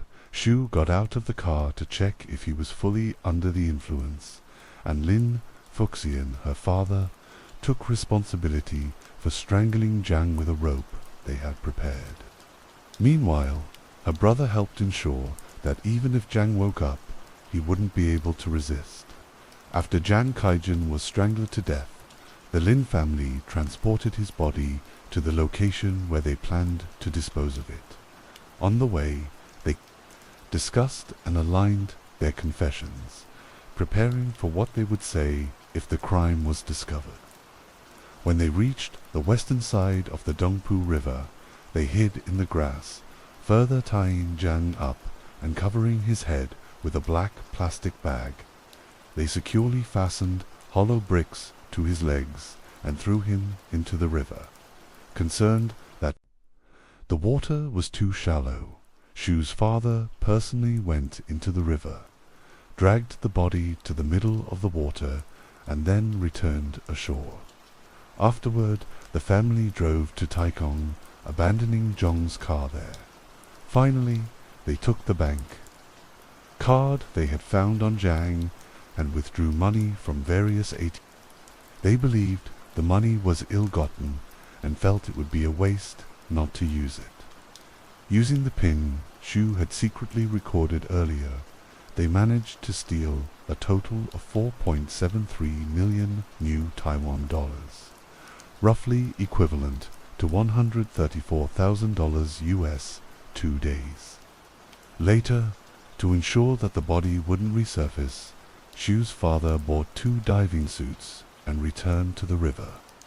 He dived down to check the state of the body and moved some rocks from the riverbank to place on top of the body to weigh it down. Additionally, Lin Fuxian had prepared a sharp iron rod to stab the body. He later confessed, "At the time, I was releasing the gas to prevent it from floating to the surface." In an even more bizarre twist, they even considered buying piranhas to release into the river to eat the body and destroy the evidence. After finishing their grim task, the family rushed home to try and return to normalcy. However, they had not anticipated how quickly and thoroughly the police would investigate. Through phone recordings, surveillance footage, and the comparison of various pieces of evidence, the police gradually pieced together the family's crime. On December 17, 2019, police raided the Lin family home, finding both the location where they had hidden incriminating items and physical evidence connected to the crime. During interrogation, the members of the Lin family slowly began to confess their involvement. They admitted their motives and the details of the murder. Ultimately, all 4 family members were arrested by the police and brought to trial. They were charged with murder, hiding the body, and other crimes. In court, they pleaded guilty and expressed remorse for their actions. This family had meticulously planned and carefully executed their crime, believing that everything they did was flawless. However, man proposes, God disposes. The Dongpu River had long been illegally filled with a large amount of debris, making it increasingly shallow. Combined with heavy rains over several days, the bloated corpse floated to the surface, and all of the Lin family's careful efforts were exposed to the world. This gruesome murder case involving an entire family is rare, with every member implicated. When the daughter Lin Xu became entangled with Jiang Kaijin in both a romantic and financial struggle, instead of stepping in to prevent further harm, her parents joined in on the plot, meticulously dividing tasks. The societal impact of such an incident, where a whole family is complicit in murder, is deeply troubling. Therefore, the Changhua District Prosecutor's Office recommended the judge impose a harsher sentence. However, the judge noted that while Lin Shu only intended to steal the money, her inability to properly handle the relationship made her an accomplice to the murder. All the family members acted with the intent to harm Zhang Kaijun, driven by their belief that Zhang had mistreated Xu. Their actions stemmed from selfish desires, different from cold-blooded killers. Moreover, given that the family ultimately confessed to their crimes, their remorse was taken into account during sentencing. As a result, Lin Fuxian, Xu's mother, and Xu's brother were sentenced to 16 to 17 years in prison, while Xu herself received a life sentence. The money they had stolen from the victim, all ill-gotten gains, was confiscated. This was a fitting punishment for this murderous family. Story 4, on March 16, 2018. Two men arrived at the Guanghua Precinct Police Station in New Taipei City, Taiwan, to report a case. The first person informed the police, "One of my female employees has been missing for several days, and I'm worried that something unfortunate may have happened to her." Shortly after, the missing woman's brother arrived, having been called by his sister's boss. During questioning, this pair left a strong impression on the police. The missing woman's brother seemed unusually calm, almost as if the situation didn't concern him, while her boss appeared far more worried. The missing woman's name was the Zephyr, 37 years old, and she worked as an accountant at a local factory. On March 14th, her boss noticed that Zephyr had not shown up to work for 2 days. She had been employed at the factory for 11 years, was well liked, and known as a reliable worker. On a personal level, because her parents had passed away 3 years ago due to illness, she became very health conscious. Zephyr often exercised after work and regularly participated in running events. On March 12th, she requested time off, stating she would attend a running event in T. Her boss even reminded her that she could take an additional 2 days off if necessary. However, by March 15th, Zephyr still hadn't returned to work. Her boss thought, how could Zephyr take time off without a reason like this? This is highly unusual. Worried that something might have happened, he called her immediately. The troubling part was that he couldn't reach Zephyr. That evening, he went directly to her house to check on her. Zephyr lived with her brother's family after their parents passed away. Her brother, the Jigang, answered the door. Facing the concerned boss, Jigang seemed indifferent, simply saying, "My sister isn't home, and I've called her more than 20 times, but she hasn't answered." With that response, the boss had no choice but to leave. On March 16th, a representative from the running association called Zephyr's boss, saying the Zephyr didn't participate in the event at all. Normally, Zephyr always completed her assigned tasks, but this time she had been missing for 4 days, leading to the situation where 2 people reported her missing. Usually, if someone goes missing, their family members are the ones most concerned. But Jigang didn't seem worried at all. When questioned by the police, he casually responded, "For an adult like her, what could possibly happen, right?" The police asked, "Did you check your sister's room?" He responded, "The door to my sister's room was locked, and I don't have a key, so I've never been inside." Upon hearing this, the police immediately thought, What if she was sick in the room? Or something had happened in there? So Jigang invited a locksmith to check inside. That way, even if no one was in the room, they could search for other clues. When the door opened, no one was inside, but an odd smell filled the air. So what was the issue? Jigang noticed that his sister's bed, which had been in the corner of the room, was now pushed to the center, and the corner was piled with clothes. As he moved closer and picked up his sister's belongings, something strange began to emerge beneath the pile of clothes. To everyone's surprise was a cement bag covering a newly repaved area. This strange scene sent chills down everyone's spines. Could Zephyr really be under this cement? The police questioned Jigang and his wife, asking, "There's a spot like this in your sister's room. Did either of you know about it?" Both denied knowing anything. The police continued, "Has your sister been doing any work in the room recently?"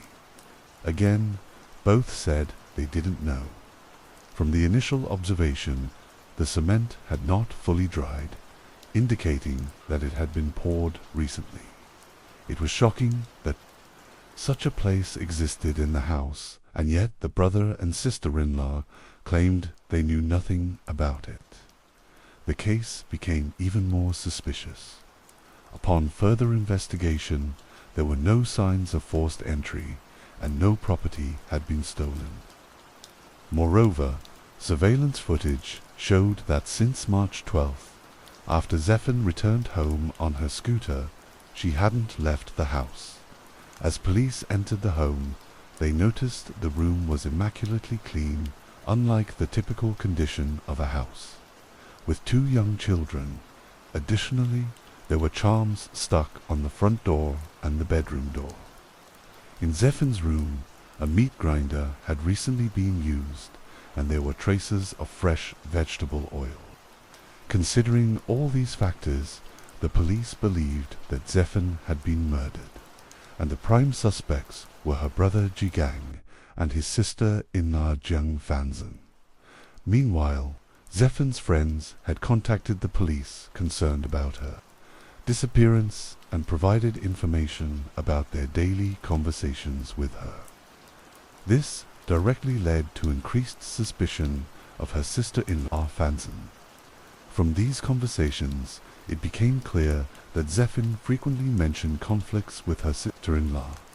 On March 11th, the day before she disappeared, she posted on social media, "Someone wants to stab me with a knife. Should I call the police?" The person she referred to was Fanzhen. Thus, Fanzhen became the prime suspect in the case. Fanzhen, 38, was originally from Kaohsiung, Taiwan. At 18, she married Zephyr's brother's classmate, but the marriage only lasted 3 years before ending due to her ex-husband's infidelity. Afterward, she moved to Taipei and worked with a colleague at the time who also happened to be brother Jigang. In 2003, before they were married, she moved into Jigang's family home. At that time, the house was shared with Jigang's parents and siblings. After living together for some time, they eventually got married and had children. This house was purchased by the Jigang's parents and registered under the names of the 3 siblings. Initially, everyone got along, but soon conflicts began to arise within the family. Jiang Fanzhen and her sister-in-law often argued and had loud disputes. Eventually, even Jigang's younger brother couldn't tolerate it and moved out.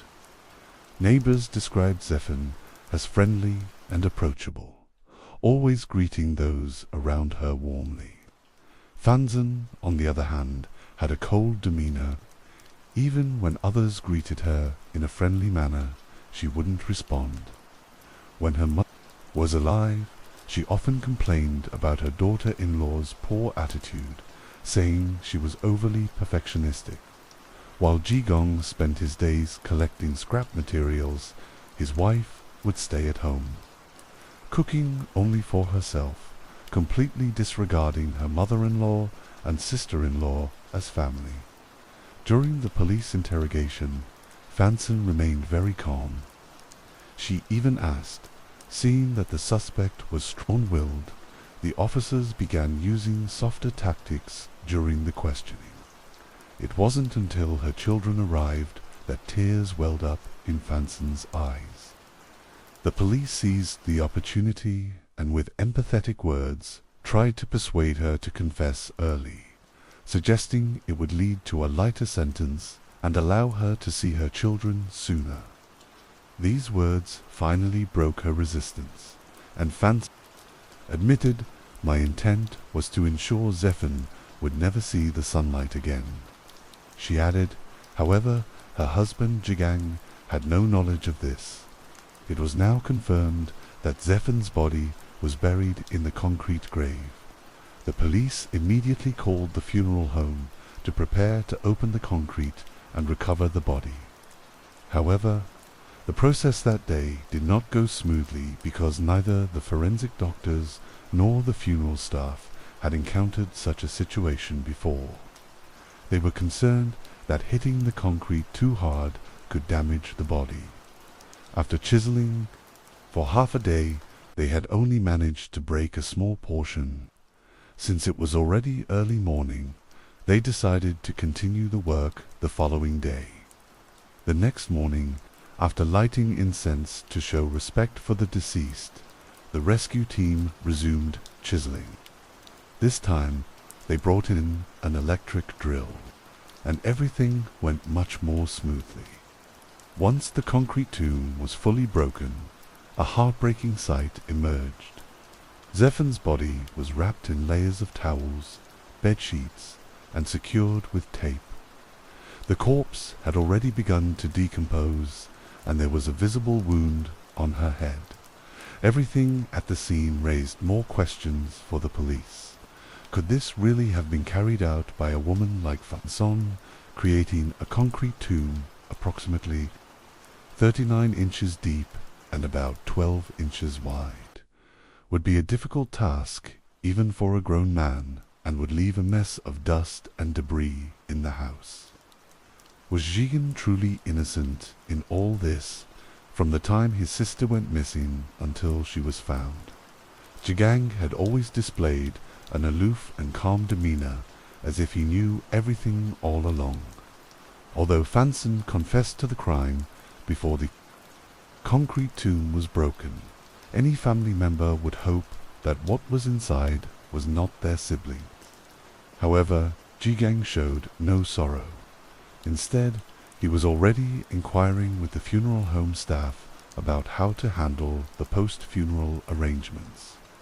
To save money, during the chiseling process, he remained calm, even sitting down to eat breakfast in the hallway.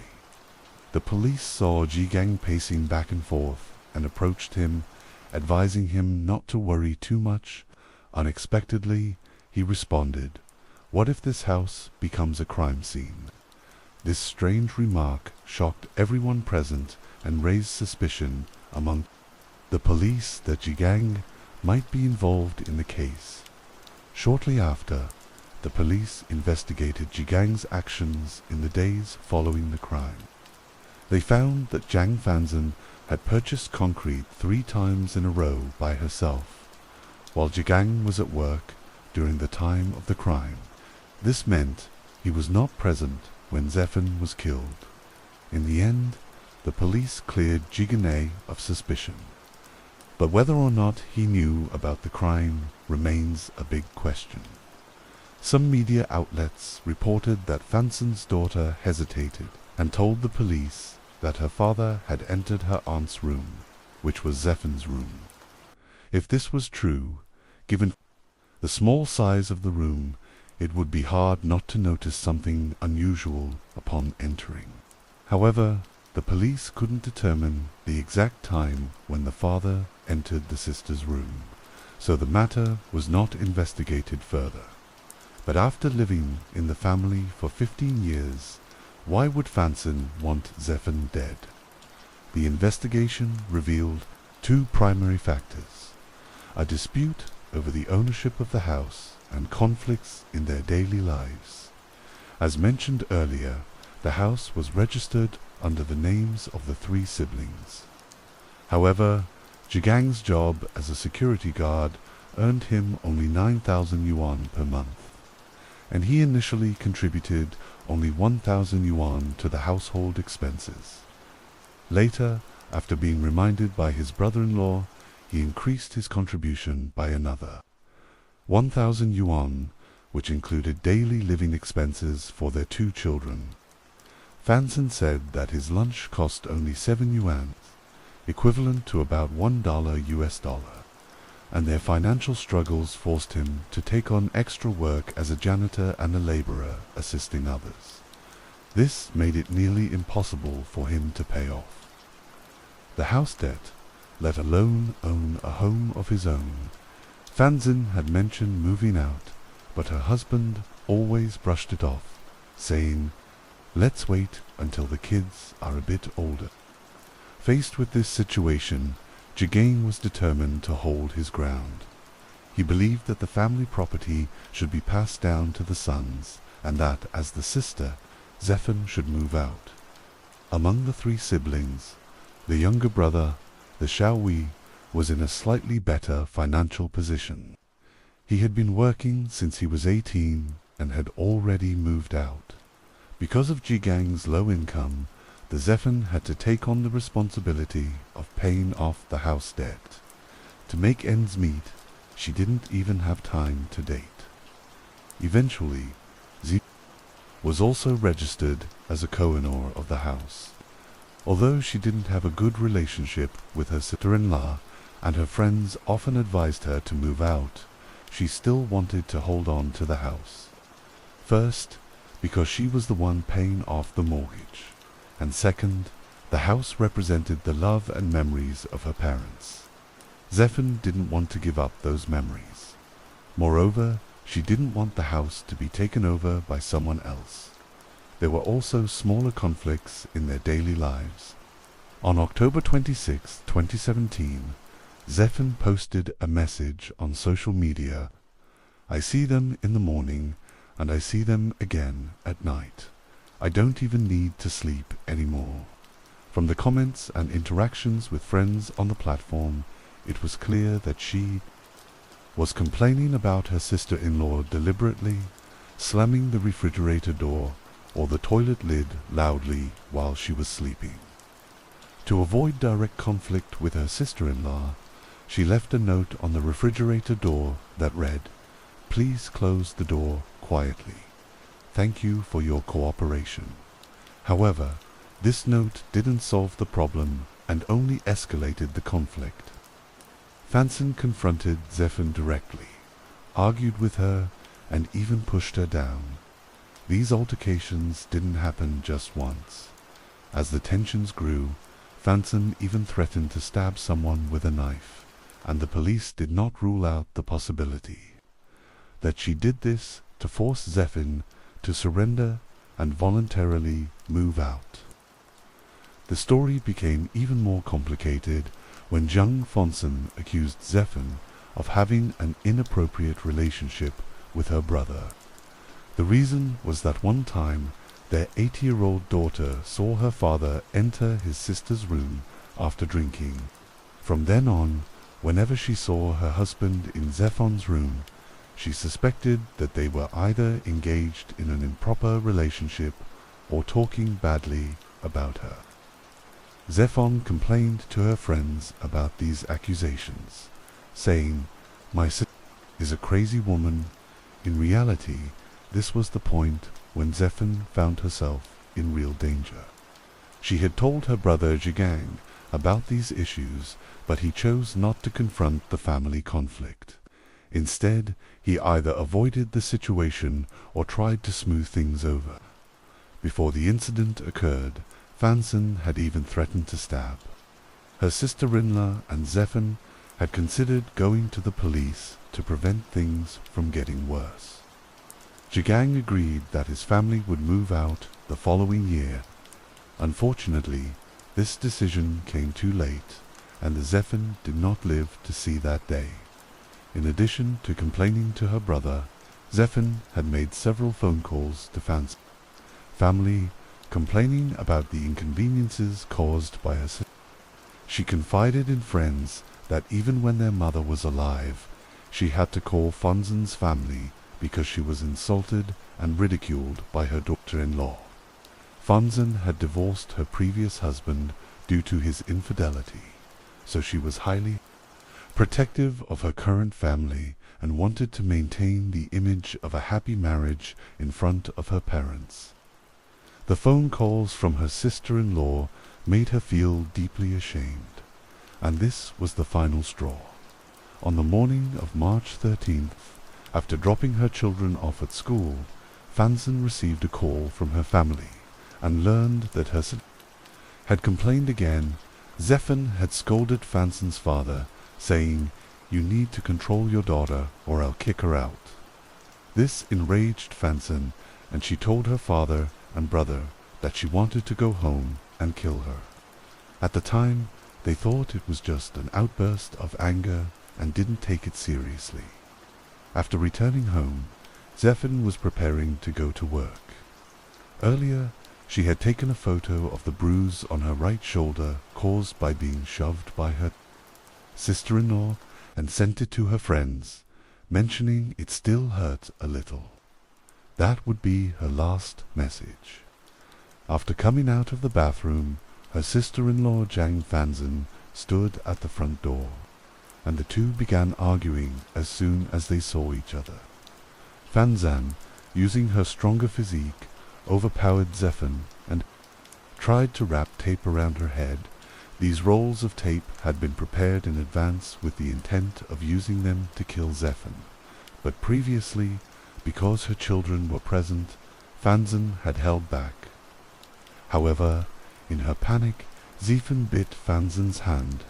This only fueled Fanzan's anger, and she grabbed a nearby dumbbell and struck Zephyr hard.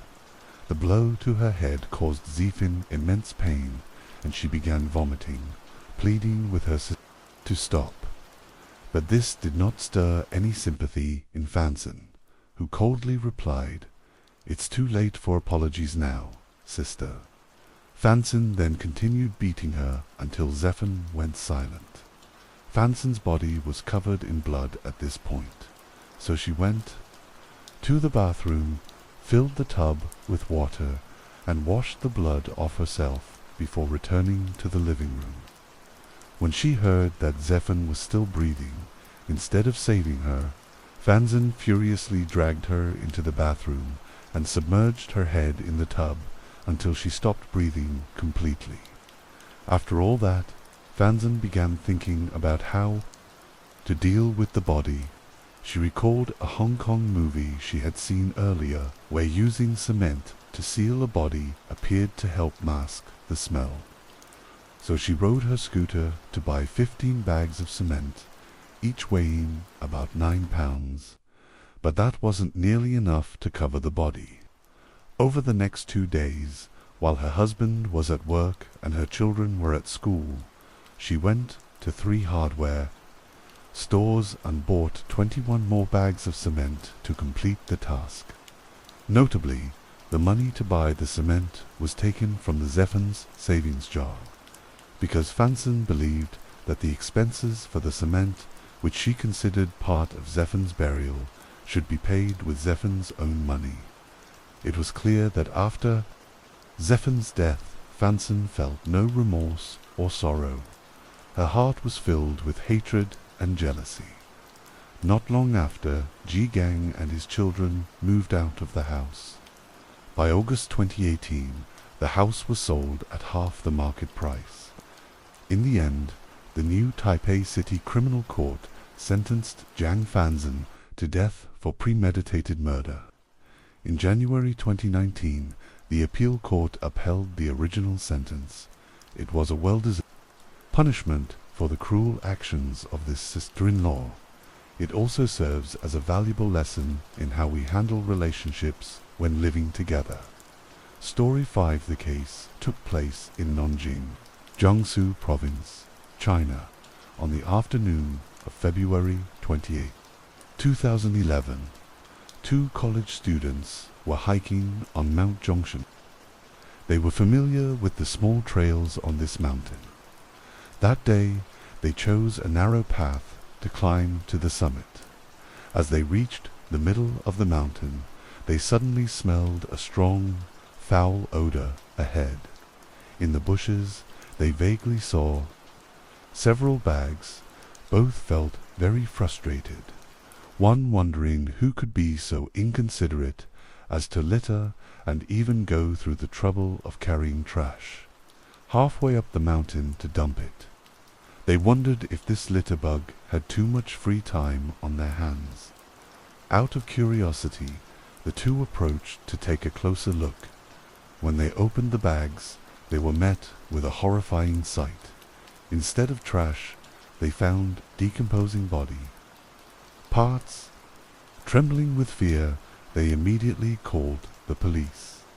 Upon receiving the report, the police quickly arrived and immediately cordoned off the scene. After careful inspection and counting, they discovered a total of 11 bags containing body parts nearby. After thorough examination, the forensic team was able to reassemble a complete male body.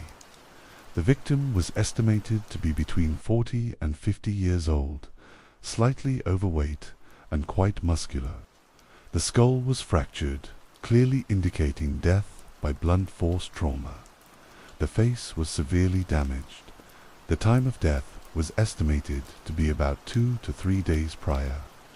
The forensic experts also discovered that the perpetrator had a skilled technique with some knowledge of human anatomy. The cuts were all made at weak points. Therefore, they speculated that the killer was likely to be a doctor, butcher, or police officer. No murder weapon or bloodstains were found at the scene, and there were no signs of struggle in the surrounding area.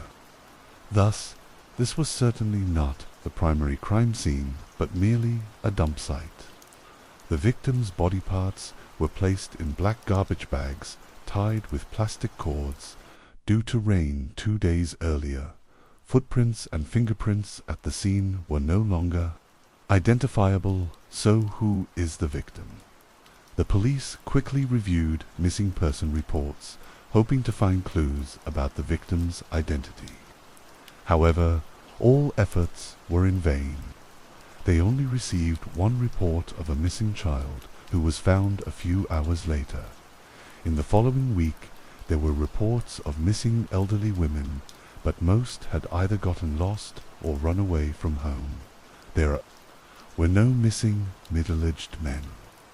Could it be that someone from another region came to Nanjing to dispose of a body after committing murder? The veteran police officers in Nanjing believed this was impossible. Mount Junction is not a famous landmark, but a small mountain covering an area of about 1.35 square miles. Even many local Nanjing residents couldn't locate Mount Junction. Moreover, the path where the perpetrator dumped the body was quite remote. If someone hadn't been there before, it would be difficult to find the way, let alone dump a body.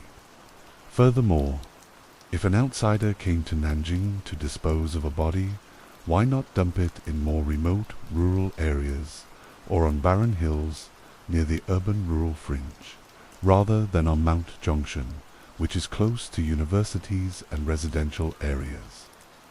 This would be extremely easy to discover. Most police officers believe that the killer was a local Nanjing resident. However, it was difficult to determine whether the deceased was also a local. The top priority was to identify the victim as soon as possible. However, the victim's face was also severely damaged, making identification impossible. The Nanjing police invited experts from the Gansu Provincial Public Security Bureau to reconstruct the skull in an attempt to restore the deceased's appearance. But even though the experts tried to reconstruct the face from the skull, many important details were still missing. The investigation seemed to have hit a dead end, giving the investigators a headache. At this moment, an unexpected discovery opened up a new direction. During a meticulous examination, the forensic team discovered a small but extremely important detail on the victim's body that had been previously overlooked on the victim's underwear. There was a sophisticated secret pocket cleverly disguised as a label. This pocket was so intricate that even the naked eye could hardly detect it. Inside the secret pocket, experts found a small, crumpled piece of paper soaked in blood. At first glance, this piece of paper seemed unremarkable. However, it became the key that opened a breakthrough in the investigation. The Japanese economy was in recession, coupled with fierce competition from rivals, causing his company to struggle increasingly. Financial pressure weighed heavily on the young couple, leading to frequent arguments. Subsequently, Liang returned to China with their daughter and started her own business, opening a beauty salon in Nanjing. During this time, she reunited with her ex-boyfriend, Tang Kai. Tang Kai was also in the beauty industry and was very helpful in assisting Liang with her startup. Gradually, their old feelings reignited, but having a family, Liang had to maintain an appropriate distance from Tang Kai. Meanwhile, Min Chang remained alone in Japan, trying to keep his business afloat. By 2006, his company was drowning in debt, on the brink of bankruptcy. Unable to hold on any longer, he decided to return to China to raise capital previously, while still in Japan. Ming Chang had purchased an accident insurance policy worth 200 million yen, approximately $1.8 million. Shortly after his return to China in August 2006, he died in a car accident. Regarding this mysterious car accident, Liang recounted after returning to China, Ming Chang went to his hometown in Long to borrow money. He had arranged to meet his brother Ming Gang. After greeting each other, he explained his purpose of borrowing money. Ming Gang agreed immediately. At this time, Liang discovered their daughter had diarrhea, so she called Ming Chang. Upon hearing this, Ming Chang was very worried about his daughter, so his brother told him to go to Nanjing first, and he would send the money later when he had gathered enough. Ming Chang hurried to the airport, leaving his brother to drive his car back for him. In his haste, he left his phone, wallet, and personal belongings in the car. Half an hour later, as Ming Gang was driving his brother's car on the highway, the car suddenly burst into intense flames, quickly burning the person inside to charcoal. The traffic police, based on the phone, driver's license, and other items found at the scene matching the car owner's information, concluded that the person burned to death was Min. They quickly notified Liang of the sad news and issued an accident certificate. Upon receiving the tragic news, Liang cried uncontrollably. But unexpectedly, a few hours later, Taion Ming Chang opened the door and walked into the house. Liang, panicked, asked, "Aren't you dead?" Min Chang, bewildered, replied, "What are you talking about?" Only then did Liang recount the events to her husband. Upon hearing this, Ming Chang realized that his brother Ming Gang had died in the car accident, and he was overwhelmed with grief. At this point, the couple intended to tell the family the truth, but they suddenly remembered the large insurance policy they had purchased in Japan. If they let the misidentification stand and claim the insurance money, they could overcome their current financial difficulties. Ming Chang would only need to hide for a few years, then use fake documents, and the family of three could live happily together again. So the couple decided to take the risk. Afterwards, Liang arranged for Ming Chang to temporarily stay at a hotel outside, using his own documents. A few days later, he secretly went to Baoji City to hide under a false name. Out of fear, when identifying the body, he refused DNA testing. So the compensation documents were incomplete, and thus he didn't receive full compensation. In the following 6 months, he received over 5 million yuan, approximately $770,000, in compensation from the Japanese insurance company in 3 installments. However, the Nanjing police had some doubts about Liang's statement. Ming had an accident shortly after returning to the country. Coincidentally, he had also purchased a large insurance policy in Japan, and the car suddenly caught fire. Strangely, with such large flames that the person inside had no chance to escape, finally it led to being burned alive. The strange thing was, no matter how rushed Ming Chong was, how could he leave all his personal belongings in the car? Normally, people would at least carry their phone, right? And the story about their daughter having diarrhea, it wasn't a serious illness. Why the need to rush so much? The police speculated that it's very likely that he deliberately left these items behind to create a fake scene of his accident.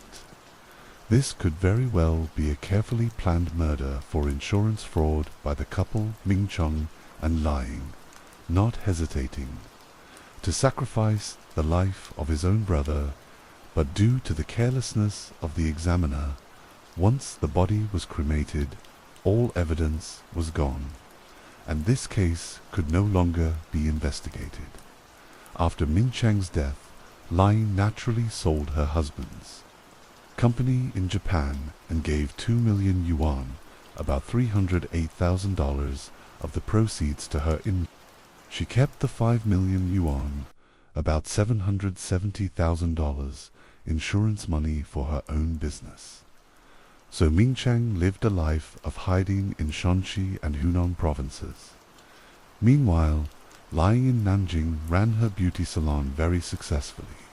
With additional capital and the help of her lover, Liang's beauty salon business thrived, opening many branches, making money. She also invested in her father's company, causing her father's business to develop rapidly as well. Not only was her work going well, but Liang's love life was also smooth sailing. Tang Kai, unaware of the truth, thought Liang's husband had died in an accident and began openly pursuing her. He was also very good to her daughter, taking care of her attentively, which moved Liang deeply. During the 3 years of Ming's absence, friends who didn't know the situation enthusiastically urged Liang to start a new romantic life. Reluctantly, she had to make her relationship with boyfriend Tang Kai public. So, what about Ming Chang? How had he been living? This dead man had no legal identity in society, had to hide every day, didn't dare to stay in large hotels, could only live in shabby inns and illegal rental rooms. Those places were also gathering spots for all sorts of people. Therefore, he made a secret pocket in his underwear where he could hide money in case of emergencies. Every day, he didn't dare to go out much, getting anxious whenever he saw police. Most of the time, he just lay on the bed watching TV in the rental room. His meals were mainly instant noodles. On the first anniversary of Ming Chang's death, Ming Chang went to Famen Temple in Boji to light incense. Unexpectedly, he met an old classmate there. The friend, not knowing he was supposed to be dead, greeted him. At this moment, Ming Chang pretended not to know him and hurriedly ran away. Afterwards, he packed his belongings and moved to a different place. Ming Chang had lived anonymously like a sewer rat for 3 years, not daring to contact his wife proactively, mostly letting her contact him during these years. Knowing that his wife's business was growing, he was also very happy, hoping to end this kind of life soon so his wife could open a health food company for him. However, as time went on, he found his wife becoming increasingly cold, seemingly intentionally, distancing herself from him. By Chinese New Year 2009, having not received a call from his wife for a long time, he couldn't resist calling her from a public phone. Unexpectedly, Lying made an excuse of being busy and hung up. This made Ming Chang very angry. After careful consideration, he decided to end his life in hiding and return home to reunite with his wife and child until June 2009, just as Lion and her daughter arrived home and were about to open the door. Ming Chang suddenly appeared from the hallway. Seeing her supposedly dead father appear, the daughter cried out in fear. Lion was also startled to see her husband in shabby clothes. Although the couple had initially conspired together to defraud the insurance, Lion now had a new love, and was even planning to marry. Fortunately, Tang Kai was away on a business trip. Recently, she had to think of a way to get rid of Ming. When Ming Chang saw the luxurious apartment and his lovely wife and daughter, he couldn't help but exclaim, "It's so good to be home." That night, he tried to embrace his wife intimately, but Lying refused, using the excuse of not wanting to wake their daughter. At this point, Ming Chang thought perhaps because they had been apart for too long, his wife wasn't used to it yet, so he didn't force her and had to sleep in the living room.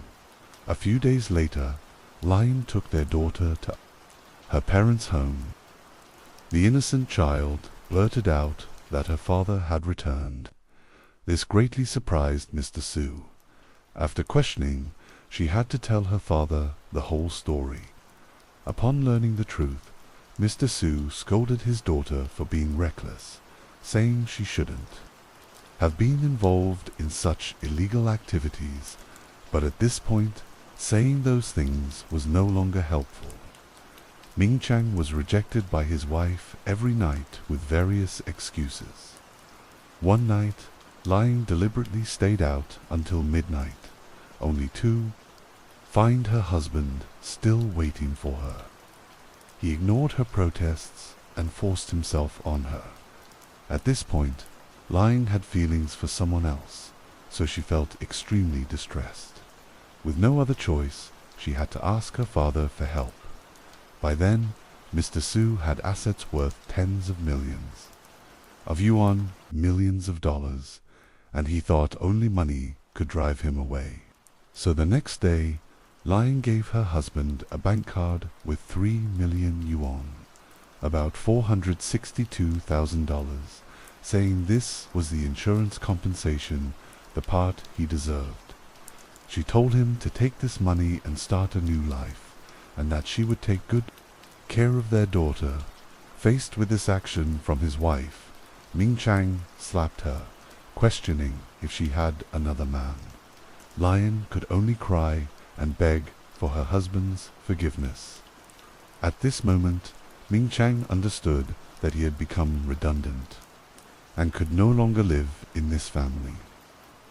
At this point, they still didn't know what was happening.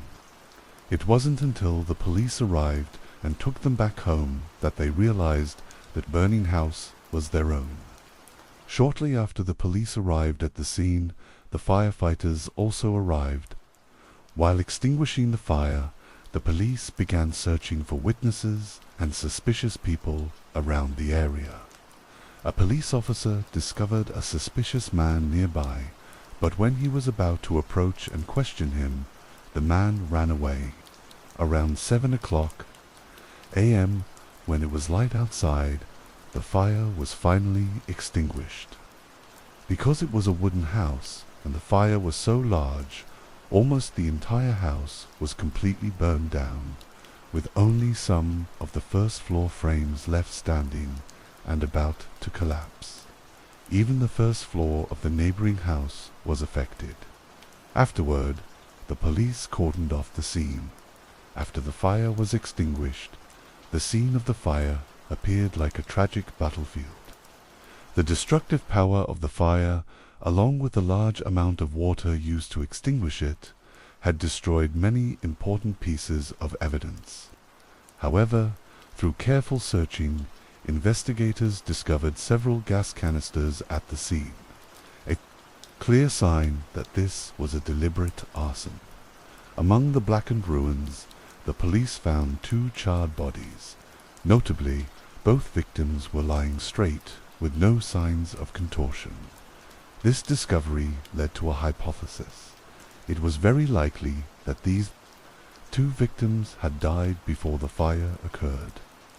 Although their faces were difficult to recognize, they were likely to be Mr. and Mrs. Inoue.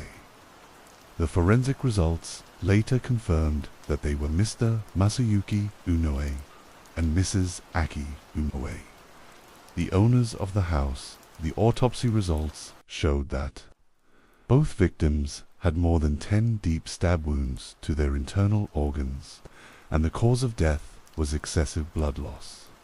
The younger daughter, Riko, was also injured with a dent in her skull and a 2-inch-long wound from her forehead to the top of her head. The male victim was Mr. Masayuki Inoue, 55 years old, an employee of a construction engineering company. He had a serious and calm personality and loved his 2 daughters very much. Whenever neighbors praised his daughters for resembling him, his serious face would break into a happy smile. The female victim was Mrs. Aki Inoue, 50 years old, who worked as a nurse. She had been the head of the community committee. People around her felt she was enthusiastic and kind. She and her husband had been married for over 10 years, and their relationship was still as sweet as when they first married. She loved her 2 daughters as much as her husband did. When chatting with neighbors, she often said that she would try to work hard because her daughters were still young and there would be many expenses in the future. The Inui family was once the image of happiness and harmony in the eyes of their neighbors. Every weekend they would drive to travel together. Who could have imagined that in just one night fate could turn so cruelly?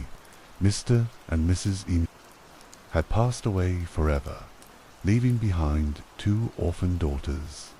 Even the beloved cat on the first floor did not escape the clutches of fate.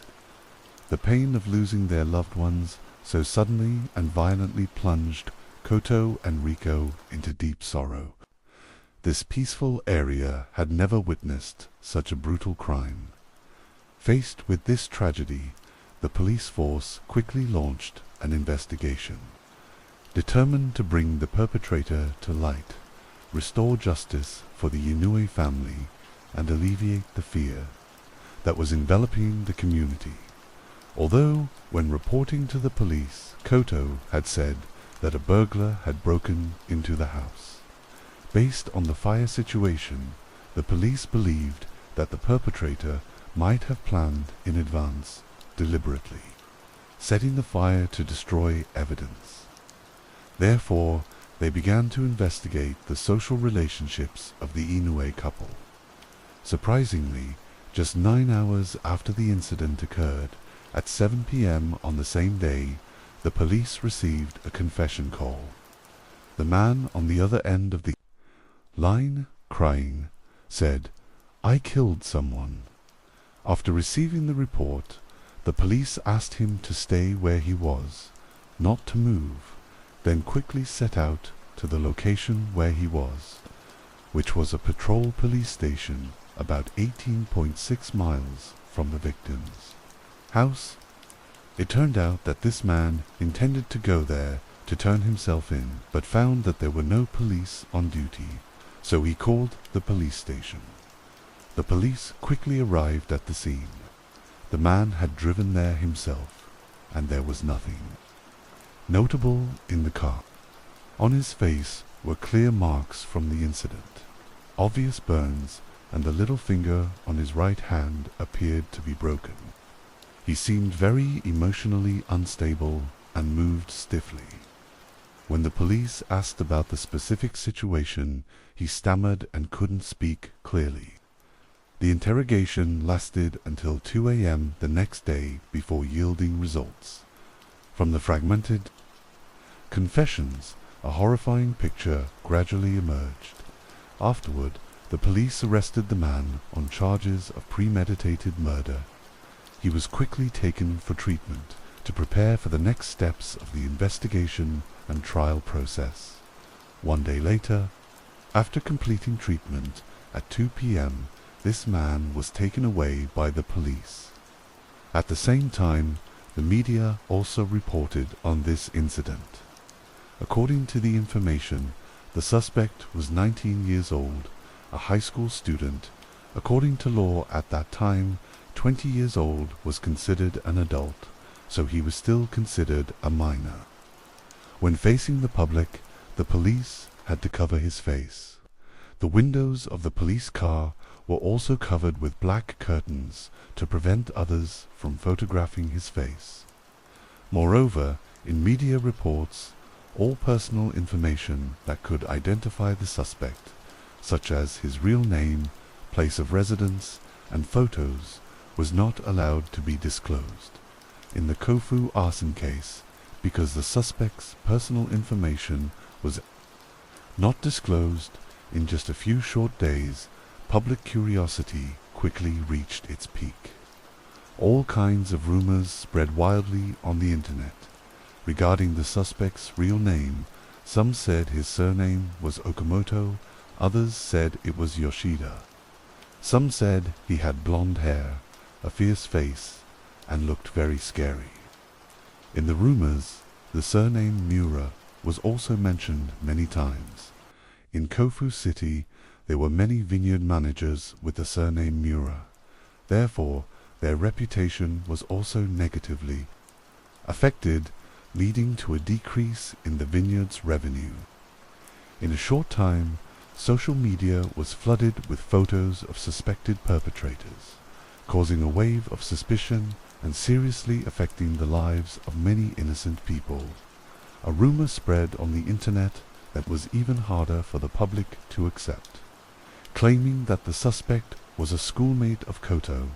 The high school they were attending was Yamanashi Prefectural Central High School, a boarding school with half of its students working part-time while studying. As rumors spread, the atmosphere in the school became tense. Students began to speculate about the identity of the suspect. Anyone who had been absent recently became a subject of suspicion.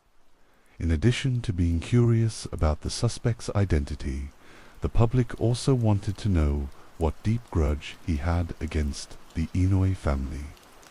Regarding the motive for the crime, one of the parties involved, Koto, did not want to disclose.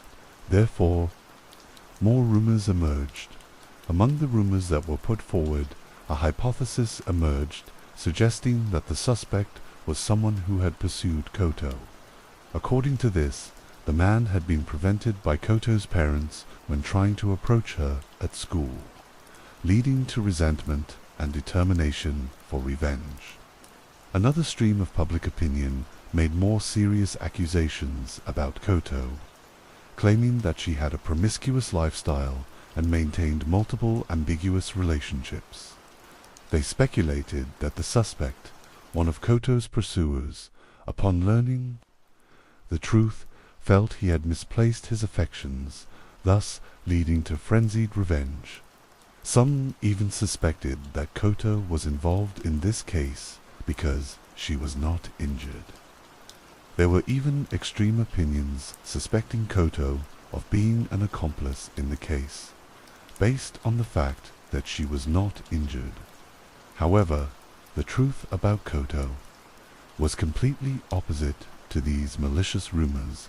From a young age, Koto had been famous for her pure beauty, with beautiful big round eyes, a renowned beauty in Kofu City.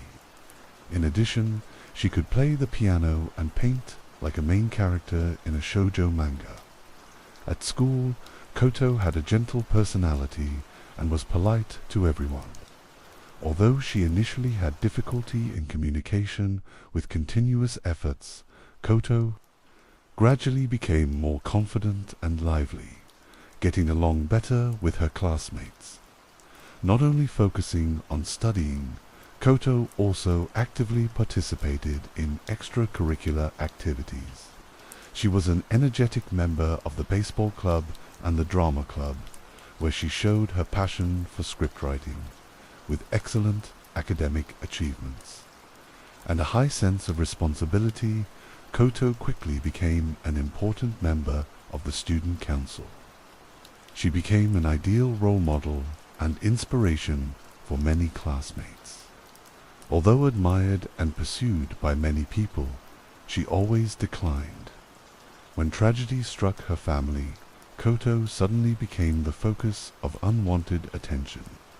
The pain of losing both parents was enough to make her ache, but the wave of concern and comments from the public made her feel suffocated. Social media was flooded with opinions about her, even from complete strangers. The pressure of public opinion weighed heavily on Koto's shoulders, making her unable to concentrate on her studies, severely disrupting her life.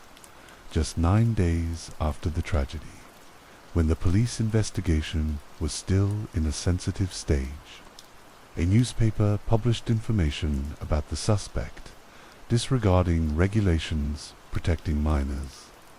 This action not only sparked controversy about journalistic ethics, but also showed signs of violating the law.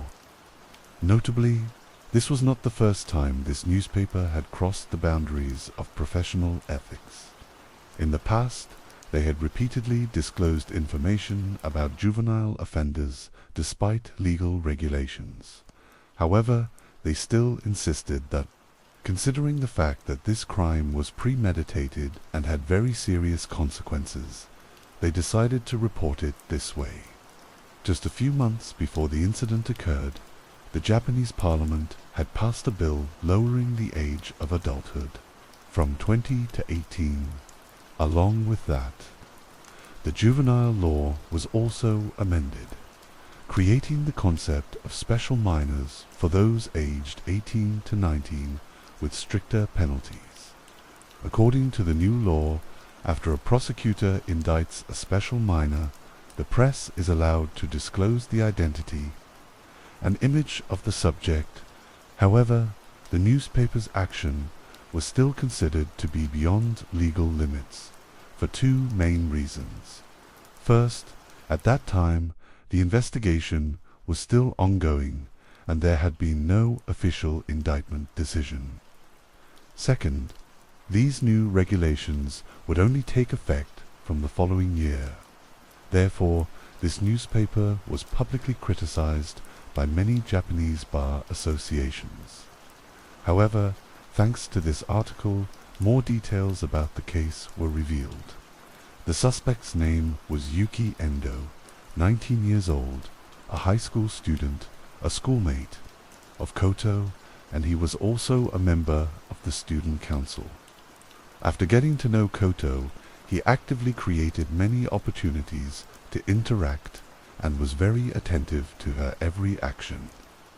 12 days before the incident occurred, at 1 p.m., Yuki had blocked Koto at the bicycle parking lot and confessed his feelings. To her, to express his affection, he gave her a Tiffany necklace.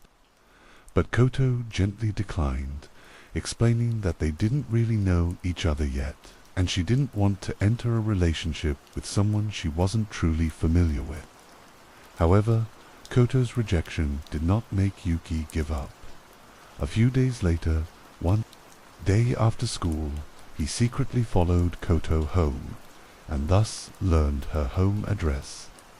In the following days, he continued to harass Koto, inviting her to dinner and sending some luxury items to her home without permission, until October 7th, because of being harassed to the point where she had no other choice. Koto reluctantly agreed to have dinner with him, but in Yuki's eyes, this was a sign that Koto had accepted his feelings. Therefore, that night, he was very proactive. However, this dinner only made Koto feel more that they were not compatible and could not date. The next day, Koto sent a message to Yuki, once again clearly stating that she would not date him. After that, she blocked contact with him. Yuki became furiously angry when rejected again and finally went down the path of crime. When the media reported, people learned about the cause and course of events. Situations like this are not uncommon in the school environment, so the case attracted special attention from public opinion. At the same time, through Yuki's confession, the police also gradually clarified the course of events. Days before the incident occurred, on October 8th, Yuki had discovered that the message he sent to Koto was still unread. At this point, he understood that he had been rejected once again and felt extremely angry. The last time he was rejected, when confessing his love, he had been mocked by those around him, saying that he didn't know his own limits. Being rejected multiple times made him unable to bear it anymore. In his anger, a crazy idea was born in his mind. He began to harbor a plan to kidnap Koto, take her to a remote, deserted place. In his delusion, he wanted to interrogate Koto about why she rejected his feelings, as if she owed him an explanation. Not stopping there, Yuki also nurtured the intention of imprisoning Koto, wanting her to taste the consequences of rejecting his feelings. These dark thoughts kept swirling. In Yuki's head, he went to a department store to buy pliers, a drill, and other tools, intending to use them to pull out nails and stab needles into Koto's body. He had found an abandoned house near his great-grandmother's house, considering it a perfect hideout. To carry out his criminal acts, the purchase of a sleeping bag and stockpiling of dry food showed that Yuki had prepared for a long-term scenario, ready to hide to avoid police pursuit.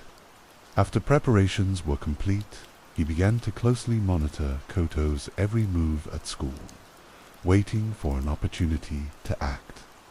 One day, Yuki discovered Koto being intimate and walking very close to another male student, looking like a couple.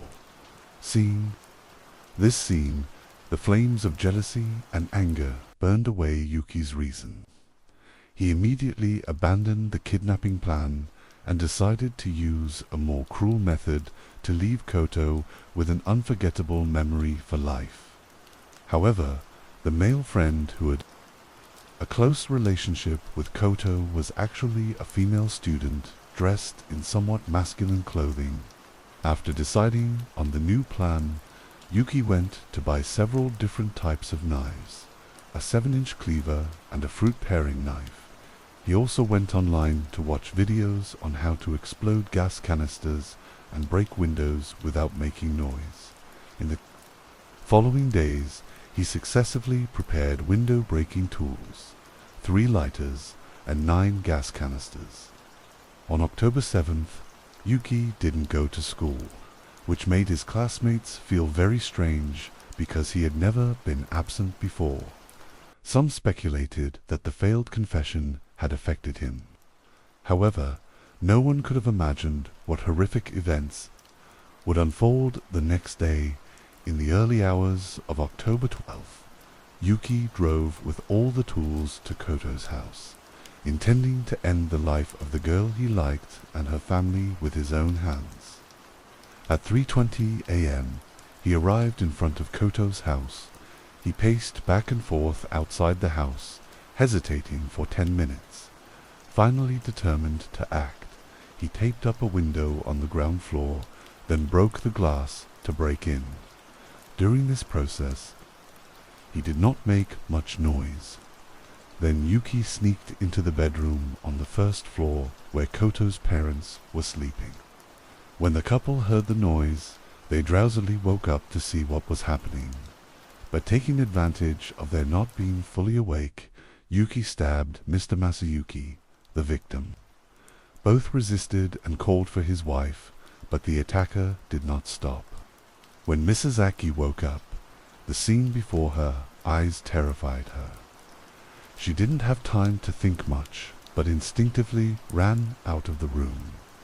At this point, Yuki had drawn another knife, chasing after her while swinging both knives in his hands. Eventually, Mrs. Aki could not escape the clutches of the killer. She reflexively raised her hands to block the attack, but it was all in vain.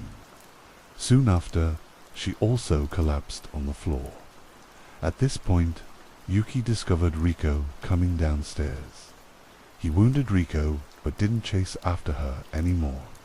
Instead, he lit the oil in the lighter, igniting the gas canisters, intending to burn the whole house in a sea of flames.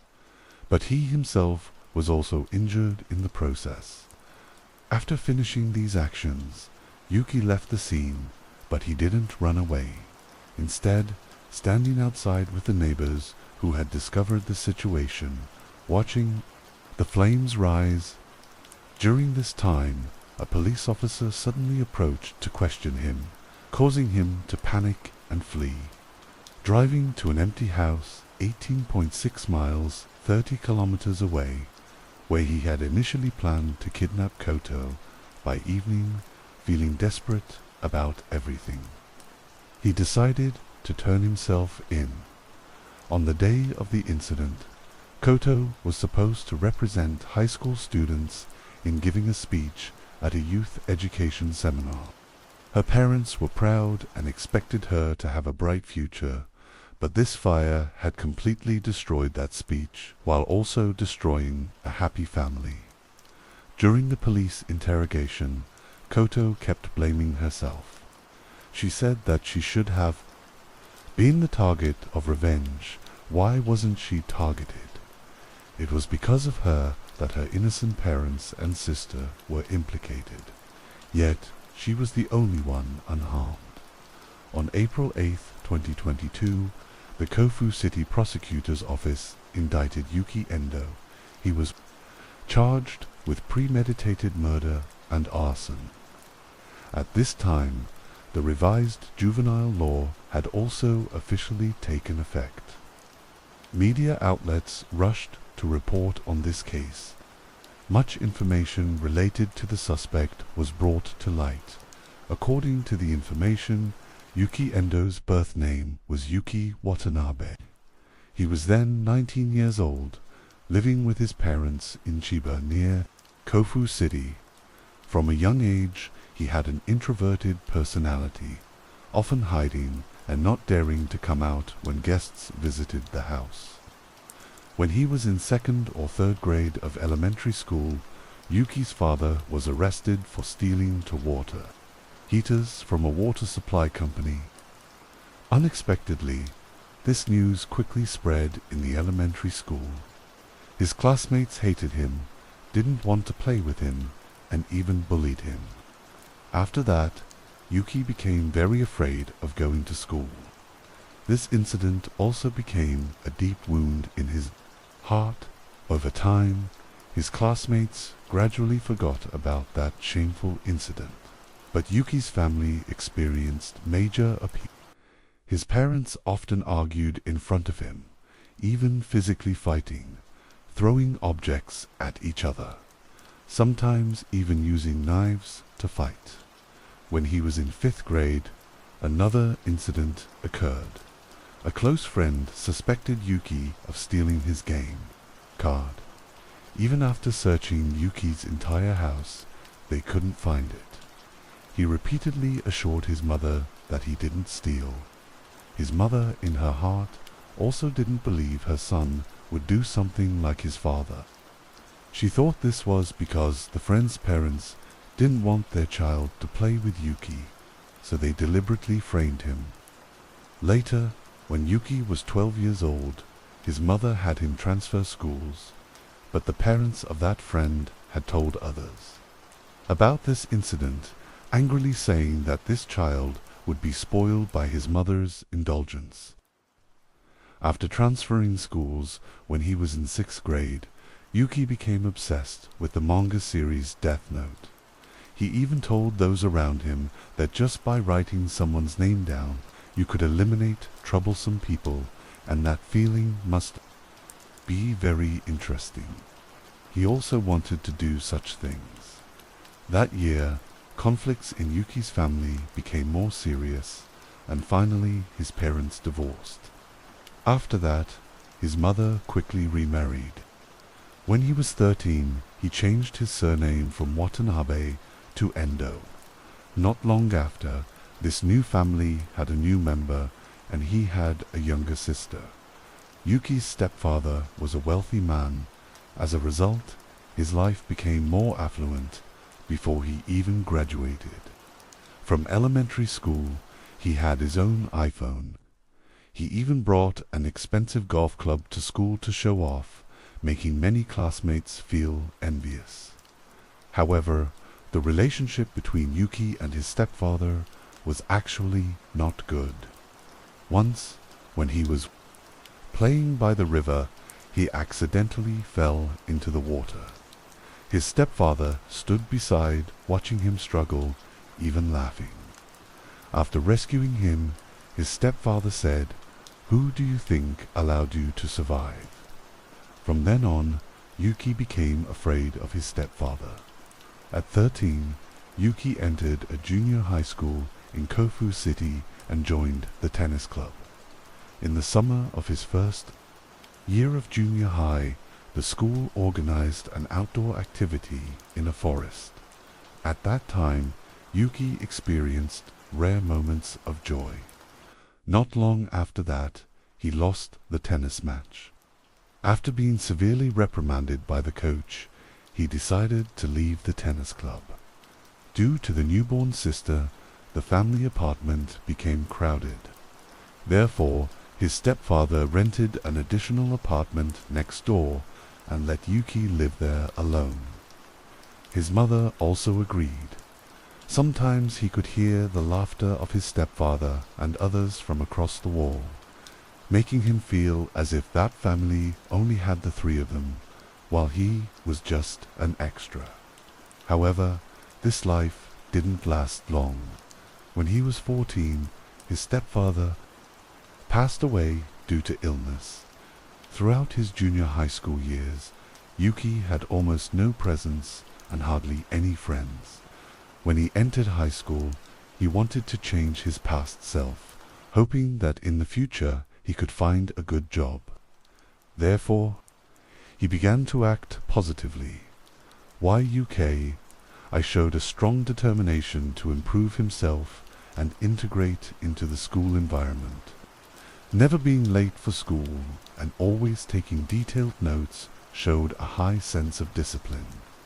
Despite facing difficulties due to a weak foundation, leading to having to repeat a year, Yuki still persevered in his efforts. This effort was recognized by both teachers and the student council leadership. However, Yuki's behavior outside of school hours showed worrying signs about his mental health. Suddenly laughing loudly for no reason, saying he thought of something funny, then mumbling to himself made others unable to understand. Sometimes he also participated in school radio broadcasts. On the radio, his clear and energetic voice showed good communication potential. However, when he left this microphone, Yuki became silent and withdrew again. This contrast was further highlighted in the school's cultural activities. While friends were enthusiastically discussing, Yuki sat alone, isolated, intently folding papers into darts. After falling in love with Koto Inwa, a beautiful and excellent girl, Yuki was eager to express himself. He also joined the baseball club that Koto was participating in, then participated in club activities with her later. Thanks to the trust of the former student council president, along with having few competitors, he was chosen as the new student council president. This made those around him feel surprised, because he was originally a quiet person who didn't like to stand out. After being elected as student council president in April 2021, 19-year-old Yuki Endo began to pay attention to his appearance. He trimmed his eyebrows, changed his hairstyle, hoping this would make Koto notice him more. His new appearance surprised everyone, praising him for becoming more handsome. During that year's school cultural festival, due to being in the COVID-19 period, Yuki, along with some other students, invented a series of disinfectant spray bottles. The packaging had a picture of a legendary bird. These disinfectant spray bottles were all given to the school. The legendary bird mentioned is the two-headed bird recorded in a book about epidemics in Japan in 1858. According to legend, it was the divine crow of the three Kumano Mountains, with one black head and one white head, and both feet were black. According to records, in 1857, a two-headed bird appeared on Mount Hakuzan in Ishikawa Prefecture. 5 people believed that an epidemic would break out the following year, but those who worshipped it would avoid the epidemic. Due to the outbreak of the epidemic, the image of this bird was introduced by the Yamanashi Prefectural Museum in April 2020 and became a hot topic.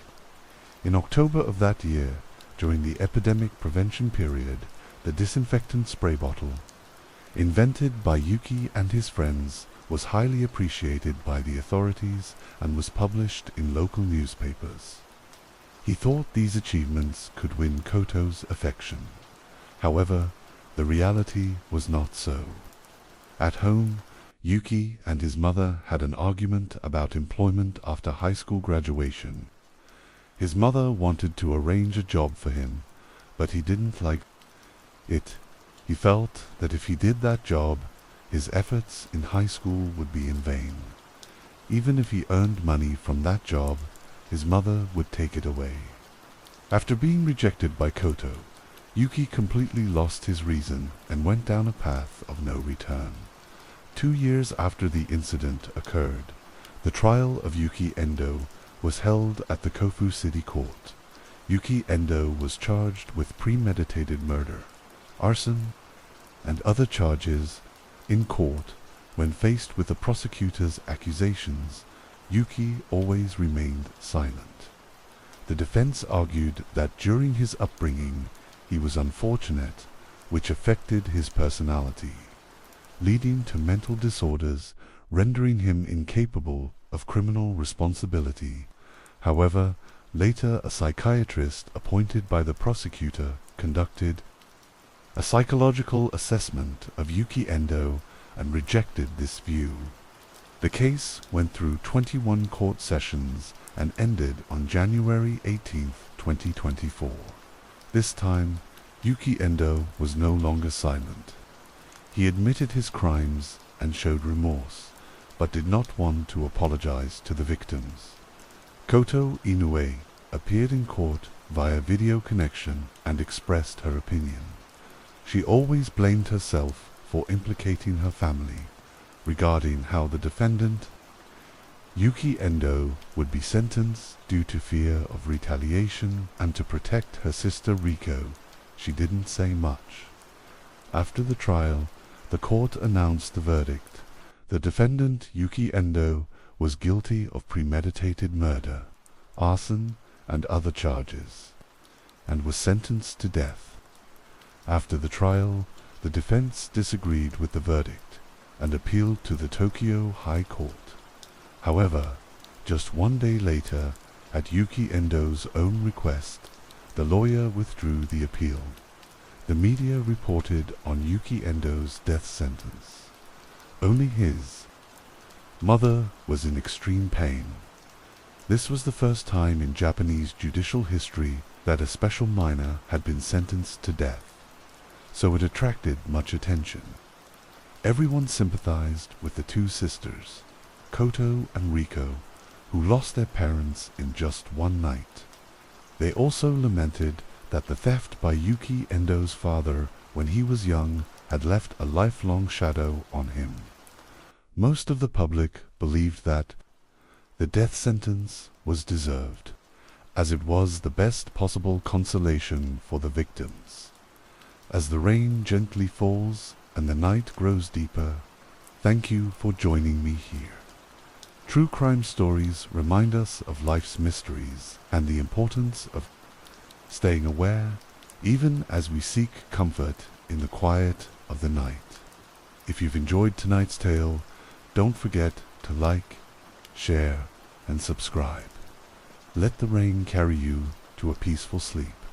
And until we meet again, stay safe, stay curious, and let the night watch over you.